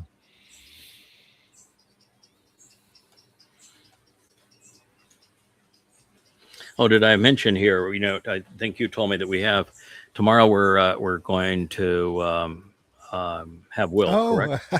Yeah. No, tomorrow's Noah. Tomorrow's Noah. That left. Oh, it's Noah. Oh, Noah. Okay, yeah. Okay. No, I mean, I love having Will, so I'm not sorry. I didn't mean to say, oh, well, no, not Will, but Noah. Everybody knows that I love Will. We understand. It's just completely. that we don't get Noah as often. And so Yes. it's nice to know that Noah's going to be with us tomorrow, just because of the fact that we enjoy him. And this will only be the 3rd time I think he's been on the program. In terms of Friday, the slot, though, is going to be Leah. Mm-hmm. Yeah. Yeah, That's the rumor. She says she wants to talk about some girly issues. Okay. So I said, okay, you pick your picture and you send me what you think ought to be the introduction to it. We can put it in your voice. I'll post it and Kevin will present it and you can go to town. But I said, we talk a lot about girly issues, both good and bad, on scolding religion and politics for abusing women. We talked a lot about that yesterday and every day, really, and also about women running amok, like particularly Islamic women being particularly bad, and Marxist women. Well, and this woman who's running for Senate in the state of South Carolina. Not their shining example. Anyway, yes, we're going to have example. Leah. She says, I can't do both shows. I won't have that much, she's an introvert. I said, no problem. You can introduce your new song. People Song it now has graphics. She can introduce her People Song and then go and be a listener to the show. Man, that just happened. You just put a bunch of pressure on me. Okay. Yeah. we had two going, and so I wasn't the idea.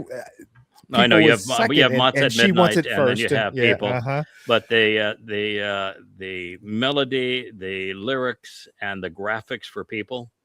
I haven't seen the graphics for Mott's at Midnight. That may be just fun and wonderful and everything, and the song may be wonderful. But people is a different notch above, and the graphics are depot and they are magnificent. So. All right, I won't sleep tonight. We'll get it done. Oh. I am such a meanie. Speaking of Amma running, Amma being raw, have you seen that latest post of her depiction of you murdering Jesus? No, I have not. It's wow. It's wow, huh? I'm going to take full credit for it. She always used to say, as a Jew, I killed Jesus and I would do it again. But the fact of the matter is, I actually did kill Jesus. So because I actually did kill Jesus and killed him probably 1,000 times over in the books of Twistianity, almost 4,000 pages of evidence that is irrefutable. I mean, there is no way that you could take 1,000 Christian scholars and put them on just trying to disprove Twistianity for 10 years, and you'd find nothing other than, yeah, he's really right. There really was no Jesus. He did kill him. So I like to see that. It's a wowzer. It was on. I saw the feed yesterday on Facebook, and it was the most audacious thing that I have seen. Okay, well, I have to. Where did she post that? Not, because it's I was going to say it's not on hers. I was looking for it. So is it not on hers? Is it on? If it's on my Facebook, I never go to my Facebook anymore. I got so frustrated with Facebook being obnoxious that there it is. I just don't go there anymore. So anyway, we'll look it up. We'll get pictures of it. Oh, this is there we are. Oh yeah.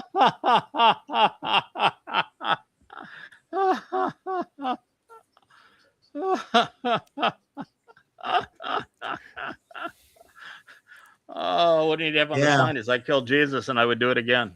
Mm-hmm. Oh, wow! I like the white shoes and the Hawaiian shirt, and you're taking and pulling off the mask. It's very Scooby-Doo. It's Scooby-Doo. Yowza. Okay, well that'll get people's attention. Uh-huh. My wife, she'll go. She is not going to pull any punches. I'll tell you that for sure. For those that don't know, that are just somehow listening to this, Jesus was a fraud, a complete myth. There was no Jesus in the first century Yahowah. The name Jesus wasn't even invented until the 17th century. The myth was created by Paul in 52 CE. He counterfeited Dode, who's the actual Messiah, Son of God, King and Savior, who was the one who was actually crucified on Passover. So every bit of Christianity is a counterfeit. It is an absolute fraud. And I prove it over and over again. And one of the interesting ways of proving it is to set what Paul quotes from the Torah, prophets, and Psalms to what God actually said. And he never once quotes God accurately. Never once. And then he claims to represent this Iesu Christou, and who never lived, and there's no eyewitness of him. And he never quotes him once, not once. And the reason is because the gospel, which was Paul's term, evangelion, when Paul actually went off so far as to say that his gospel was more important than anyone in heaven, and that if heaven tried to superimpose his gospel, they would meet with a hellish consequence. That it wasn't written, the first of them wasn't even written until 10 years after Paul's death, which is why he couldn't quote imaginary Jesus, as he didn't exist. It's so just over and over again, 1,000 times over, disprove the entire fraud that is Jesus. So that's why she did that. So here's Trumpian thought. He says other presidents, the Vietnam War, the Korean War. He doesn't even know which one occurred first, by the way. He can't even get he can't even get the order right. And you would think Ava, that if you had the title, I know, but if you had the title of chief Twitter, that you might be able to get the order right. She was a low class propagandist and newscaster there for a while. And so you would think that she could get the order right and know that the Korean War took place before the Vietnam War, and that the Afghanistan attack occurred before the Iraq War, and that Venezuela was not a war, it was a kidnapping.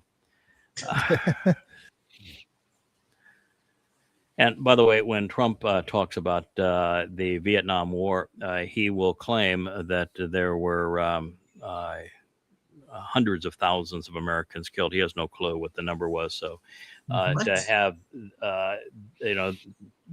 death tolls that it's certainly not him writing them, because he's clueless as to what the numbers are. The fact of the matter is that Vietnam was called a conflict. It was not called a war. The Korean conflict was also a conflict. It was not called a war, and the entire diabolical of Afghanistan and Iraq were all on false pretenses, never should have happened. And so if you look at this, the first thing that comes to your mind is, what in the hell is wrong with the United States? My first question is, where's Ukraine? Where's Ukraine? Hello? Ukraine? Yeah. I mean, 4 million dead? It's who's taking credit for that shit? Yeah, really. But there's no justification for any one of these things. None. Why in the world we lose 58,000 Americans for nothing, making a bad situation in Vietnam? We ended up killing over 1 million people in Iraq and Afghanistan for nothing, making a bad situation. We still haven't gotten out of Iraq. We're still there. So you can't say it's 9 years. It's ongoing.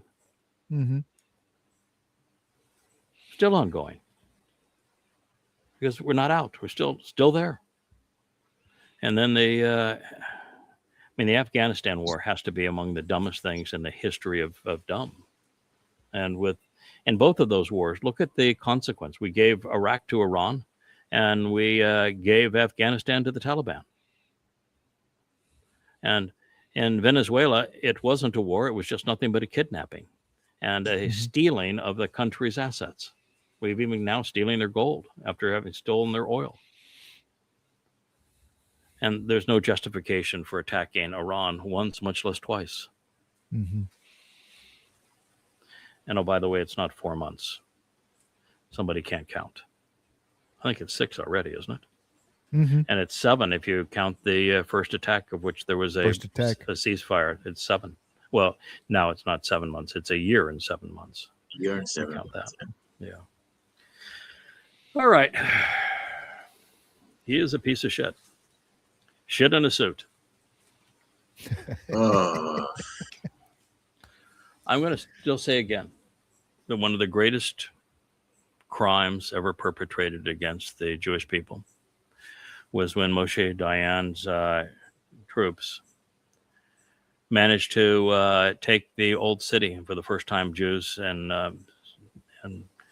since 133 had been allowed back into their city.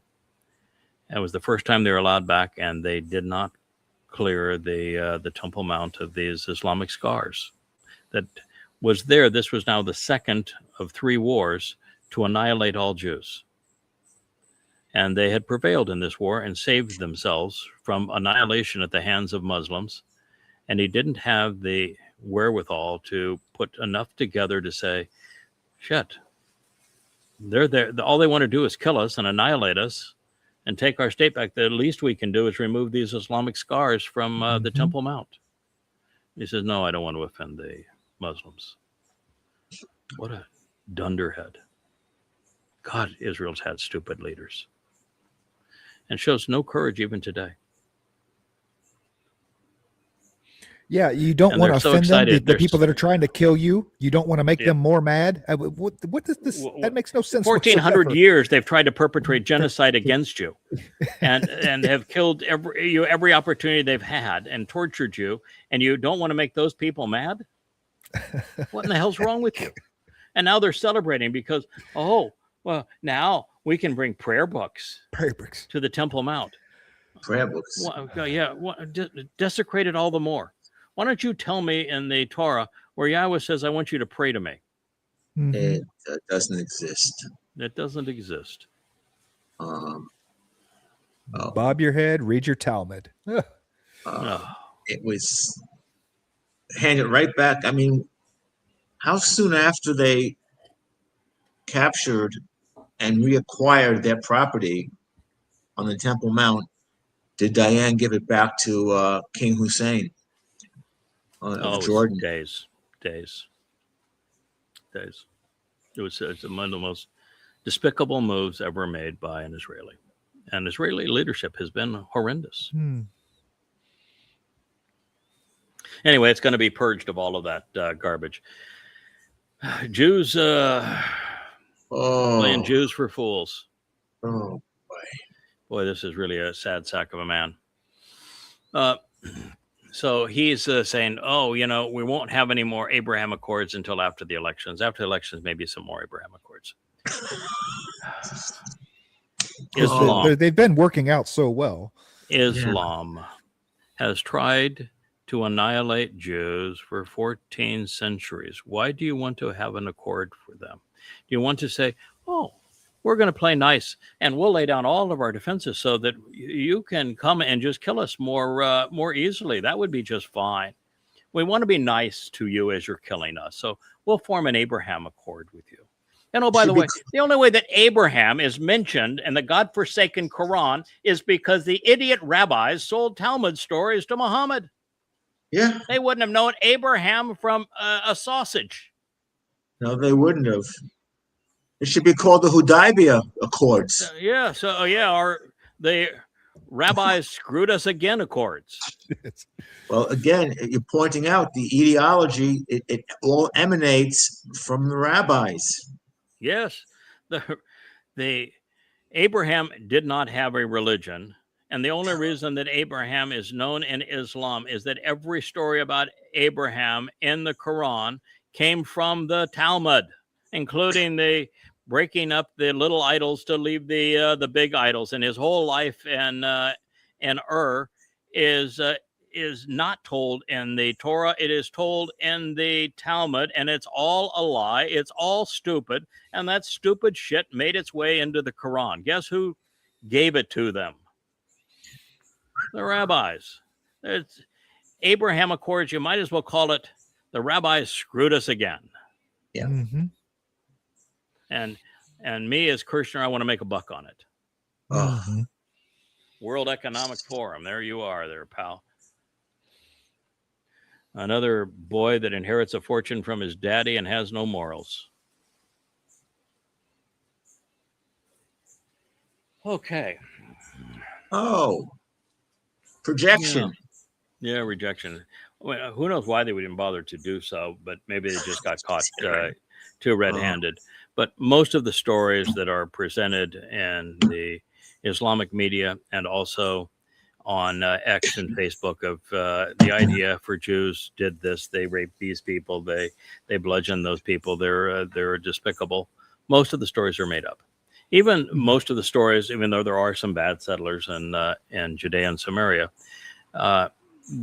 most of those stories are actually taunted by Marxist Jews, Israelis, who have the cameras there, who have taunted the Jews in that community to attack. And they won't film any of the taunting. And then but they're there with the film crews to film the result. Israel can't win for losing. And of course, that story of how they allegedly raped civilians in the Gaza hospital spread around the world multiple times, and the retraction, of course, will mean nothing to anybody.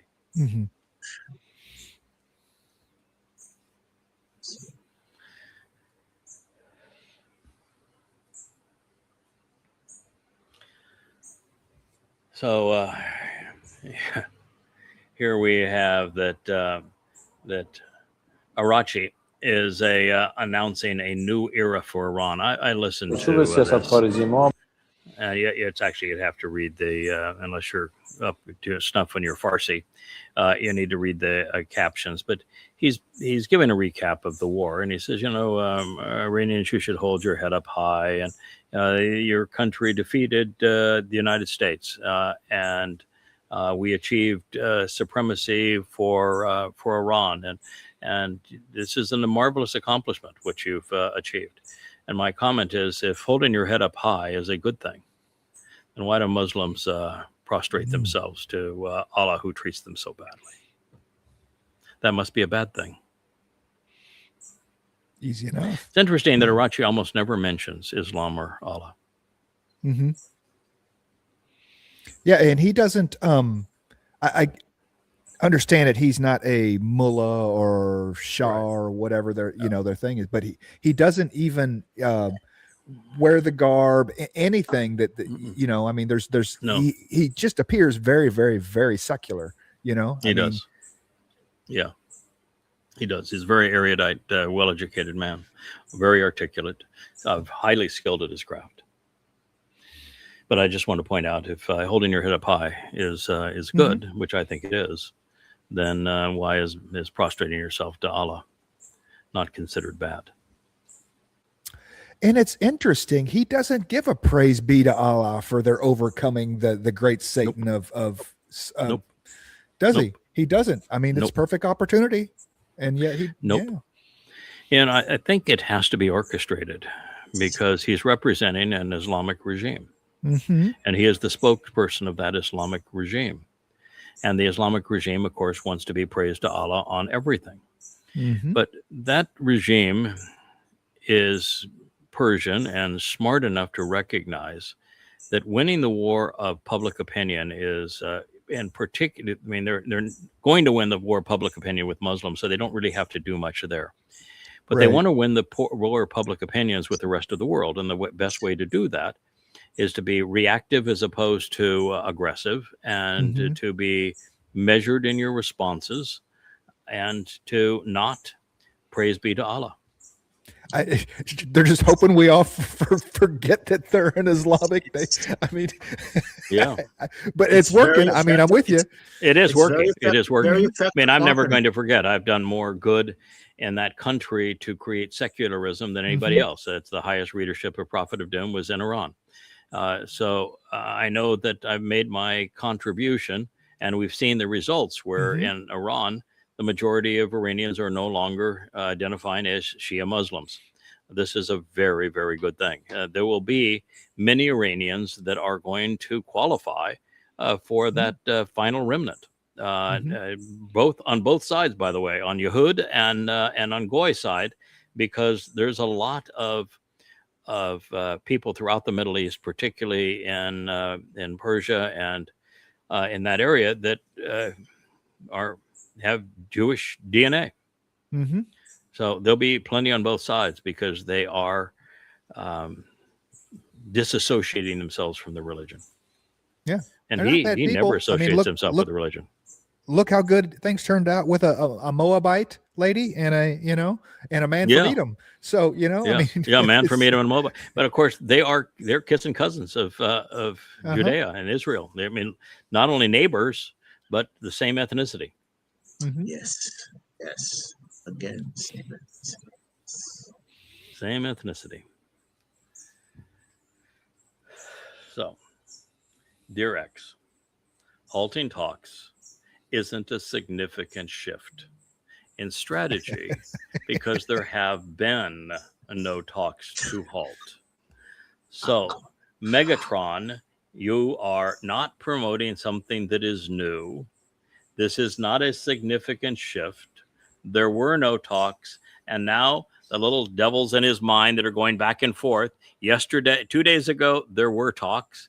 Today, there are no talks. And so what he's doing is halting the talks that never existed. Going back to the strategy that he disrupted, which was the strategy of sanctions. That wasn't working, That wasn't working. Strategery, I tell you, that's strategery. Strategery, get you every, really strategery. It'll get you every time. I really want to. I mean, I'm just curious as whatever's happened to the son, the new supreme leader. I mean, how many body parts is he missing? What? Obviously, it has to be something also that was a travesty in terms of his face and how it was somehow mauled.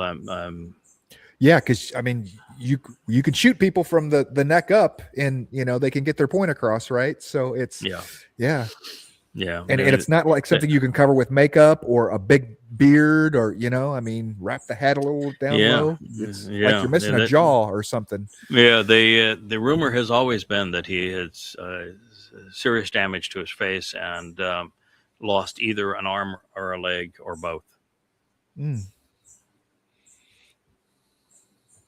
Well, you kill name a man like that. You kill his father. You kill his daughter. You kill his wife, and you expect him to say, "Oh, swell, let's capitulate now." I'm so sorry that I've offended you.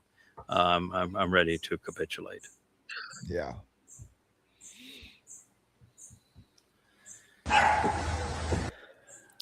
Spreading democracy to the Ukraine. They needed to have democracy. There's 1,000 of these. This is just a kid. 1,000 of these online. It doesn't matter if it's an old man or an old woman or a kid. These are the thugs. Well, and the dog, by the way, the dog is the only one here that is moral. Once again, the dog's the one that's moral. And what they're down to is, I mean, it says here, too young, too old, too sick, or a combination of the three. I don't know, too old, too. Yeah, it's very much like the Russian strategy in Leningrad, which is that if you throw enough bodies at them, even if those bodies have no guns and they have no bullets, it requires a bullet to take them down. And that the Germans will run out of bullets if you throw enough bodies at them. And the Ukraine the whole proxy war with Ukraine was we were renting cannon fodder. We were arming people to take a bullet for the United States to bludgeon Russia. That was the whole strategy of it.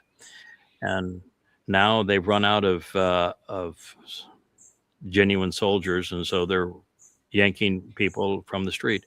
And of course, do you know that half of the population of Ukraine is gone? Mhm. Half of the One- population. Half of the population is gone. Either killed or have fled the country. Mhm. Half of the population. Millions upon millions of Ukrainians are gone. If this was such a popular war,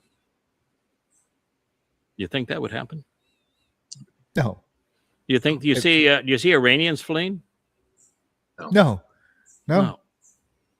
But you do see Ukrainians trying to avoid this whole mess.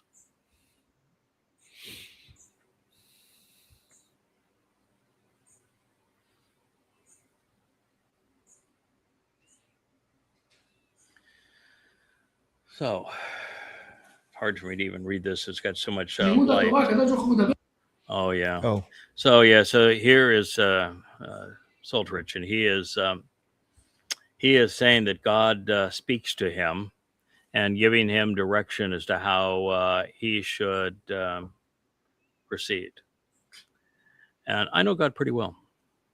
We've worked together for 25 years. He has a lot to say about our collaboration. And I can assure you, God does not talk to Smoltrich. He has never and will never. God does not look like that man that is whispering in Smoltrich's ear either. And he's left Israel. He's not returning until such time as a remnant return to him. And Smoltrich will not be part of that remnant. So he is lying on behalf of rabbinic Judaism and on behalf of political Israel. This notion that God has their back and that Hashem is protecting them is an egregious lie. You can read the Torah and prophets, and it's very clear that Israel was divorced from Yahowah. And it was divorced from Yahowah for being like this, religious and political. And God said, because you've been religious and political, and because you're ignorant regarding me, you're going to die, and I'm leaving you, and I'm not coming back to you until such time as you return to me. And I don't hear him saying, Yahowah gave us some great insights as to how we should respond at a time like this, and told us what the future was going to entail. Now we're in the time of Yitzhak's or Jacob's troubles, and therefore I want to turn to the testimony of the prophets now and let you know what is happening and going to happen and what we should do as a result of it. But no, it's a parade of, I'm not going to mention that name, which is, by the way, an unforgivable crime to erase and replace Yahowah's name. But he does it. And he's lying to the people. And he, by the way, is an anomaly in right-wing politics. He is so lowly now in polling that it's likely he will not hit the threshold. So that you don't have 4 Knesset seats, you don't make the threshold. He's going to have to sign up with somebody to get it. And yet Ben Gur has surged, and he is the asshole of assholes. This is repugnant. This is beyond an embarrassment. I don't even know what to say. This is. Yeah, what Yahowah says about how to govern is to listen to the Shaphat, to listen to him, to pay attention to the Torah guidance, no laws, to disavow all forms of religion and politics. And you're doing exactly the opposite. So I can tell you, the God who's talking to you, he ain't God. This is Satan. Yeah, he's Satan.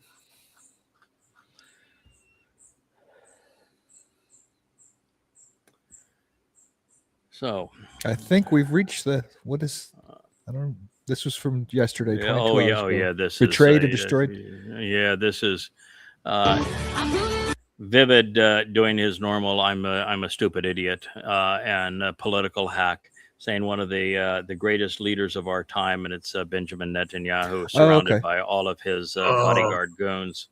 Big guys with guns. Yeah, big guys. He's just like Trump. He's afraid of his own shadow, so he has to travel amongst a bunch of bodyguards and other protective systems. And no, he single-handedly took Israel to the point that it's the most hated country on earth and is completely isolated from the rest of the world and has lost everything. It's lost its dignity. It's lost its purpose. It's lost all association with anybody that matters in the world. Completely divorced from Yahowah. You're looking at the enemy of your people and you're praising that enemy as the hero of your people. This is why the most popular posters, even on behalf of Israel, are doing more damage to Israel than anybody outside. There's no Muslim on earth, no Marxist that is doing as much damage to Israel as Vivid is.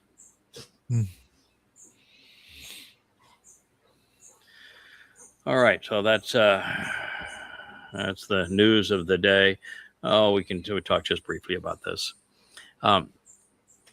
This is a reporter from CNN who somehow was given authorization to land on the Abraham Lincoln and listen to the grievances of the sailors. And the biggest grievance of all isn't the lack of food, which they have almost no food. It isn't the lack of sanitation. They have no soaps. It isn't the lack of functioning toilets.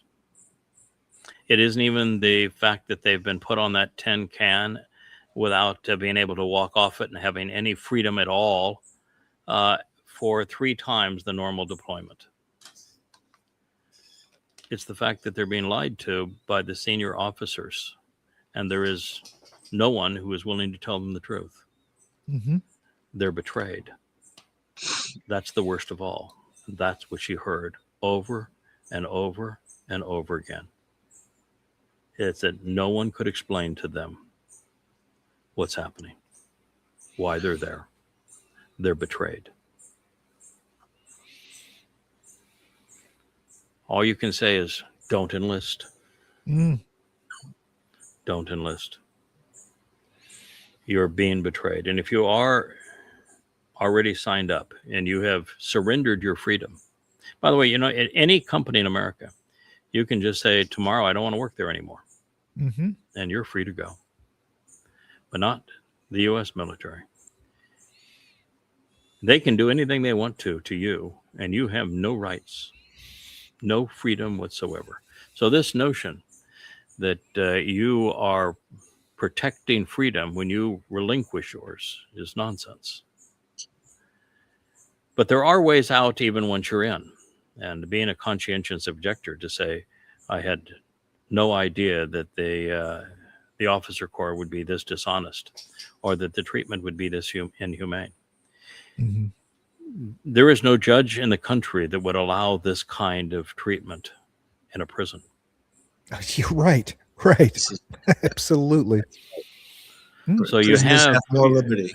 Prisoners have more liberty than they do.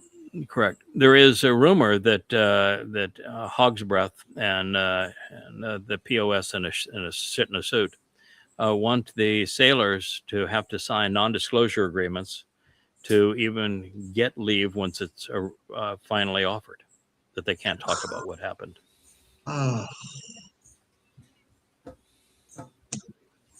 You're just a piece of meat to these assholes. Mm-hmm. Wow.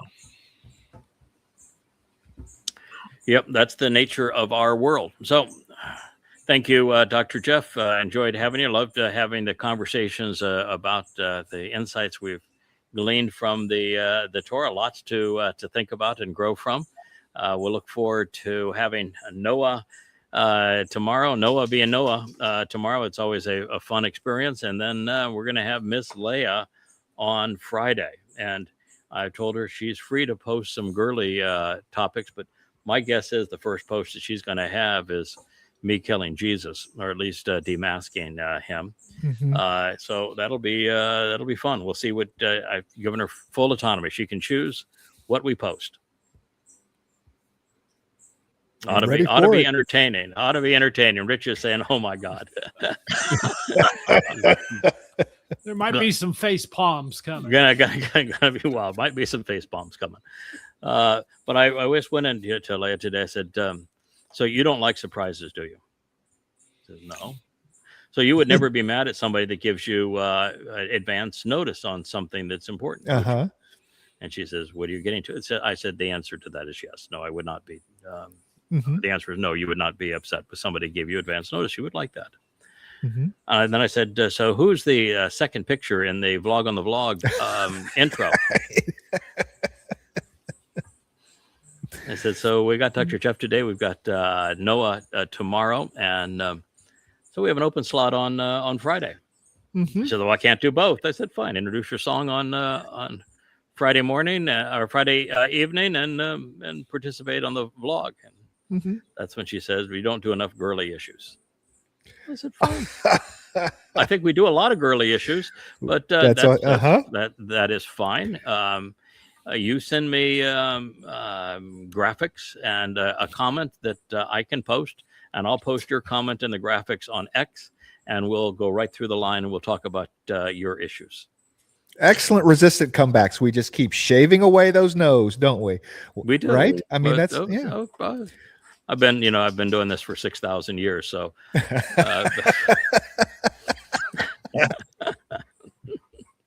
we know how to get to yes. After 6,000 years. Oh, it was really cute though. One of the things that she was so proud to show it to me. She says, okay, so I've for various projects we're working on, I have Ruth in the field.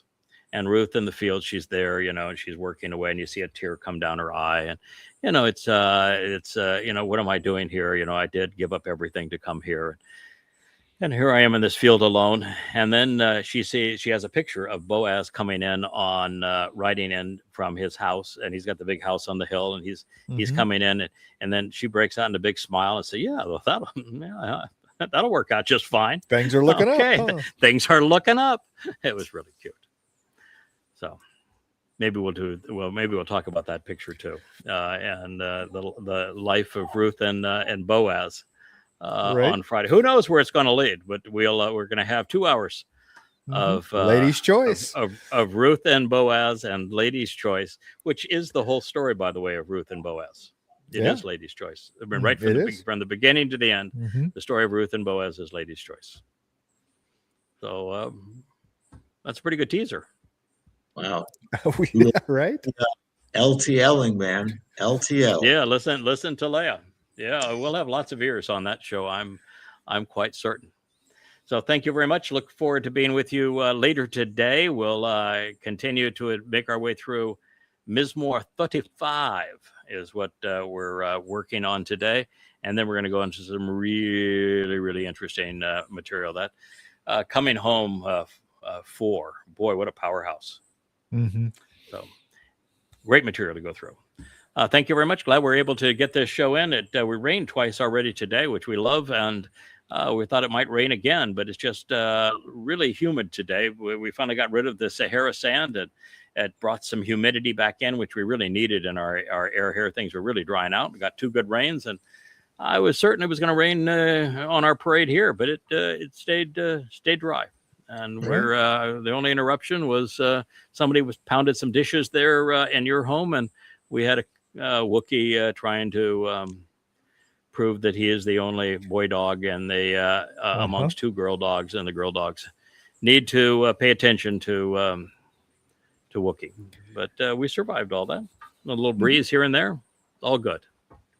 And we learned a lesson from Asher. We did learn a lesson from Asher. Asher taught us a very, very valuable lesson. And I think Asher proved that she is more, she's even talking to me right now, that Asher is more moral and responsible than most people. All right. Thank you, my friends. I appreciate all your comments, particularly Jeff. It really helps on a program like this when you have history together. And we have history together, man. Yes, bro. Yes. Thank you. Thank you. See you later. Hey there. Thanks for tuning in. That was Fetch. Gotta run now. Catch y'all on our next podcast.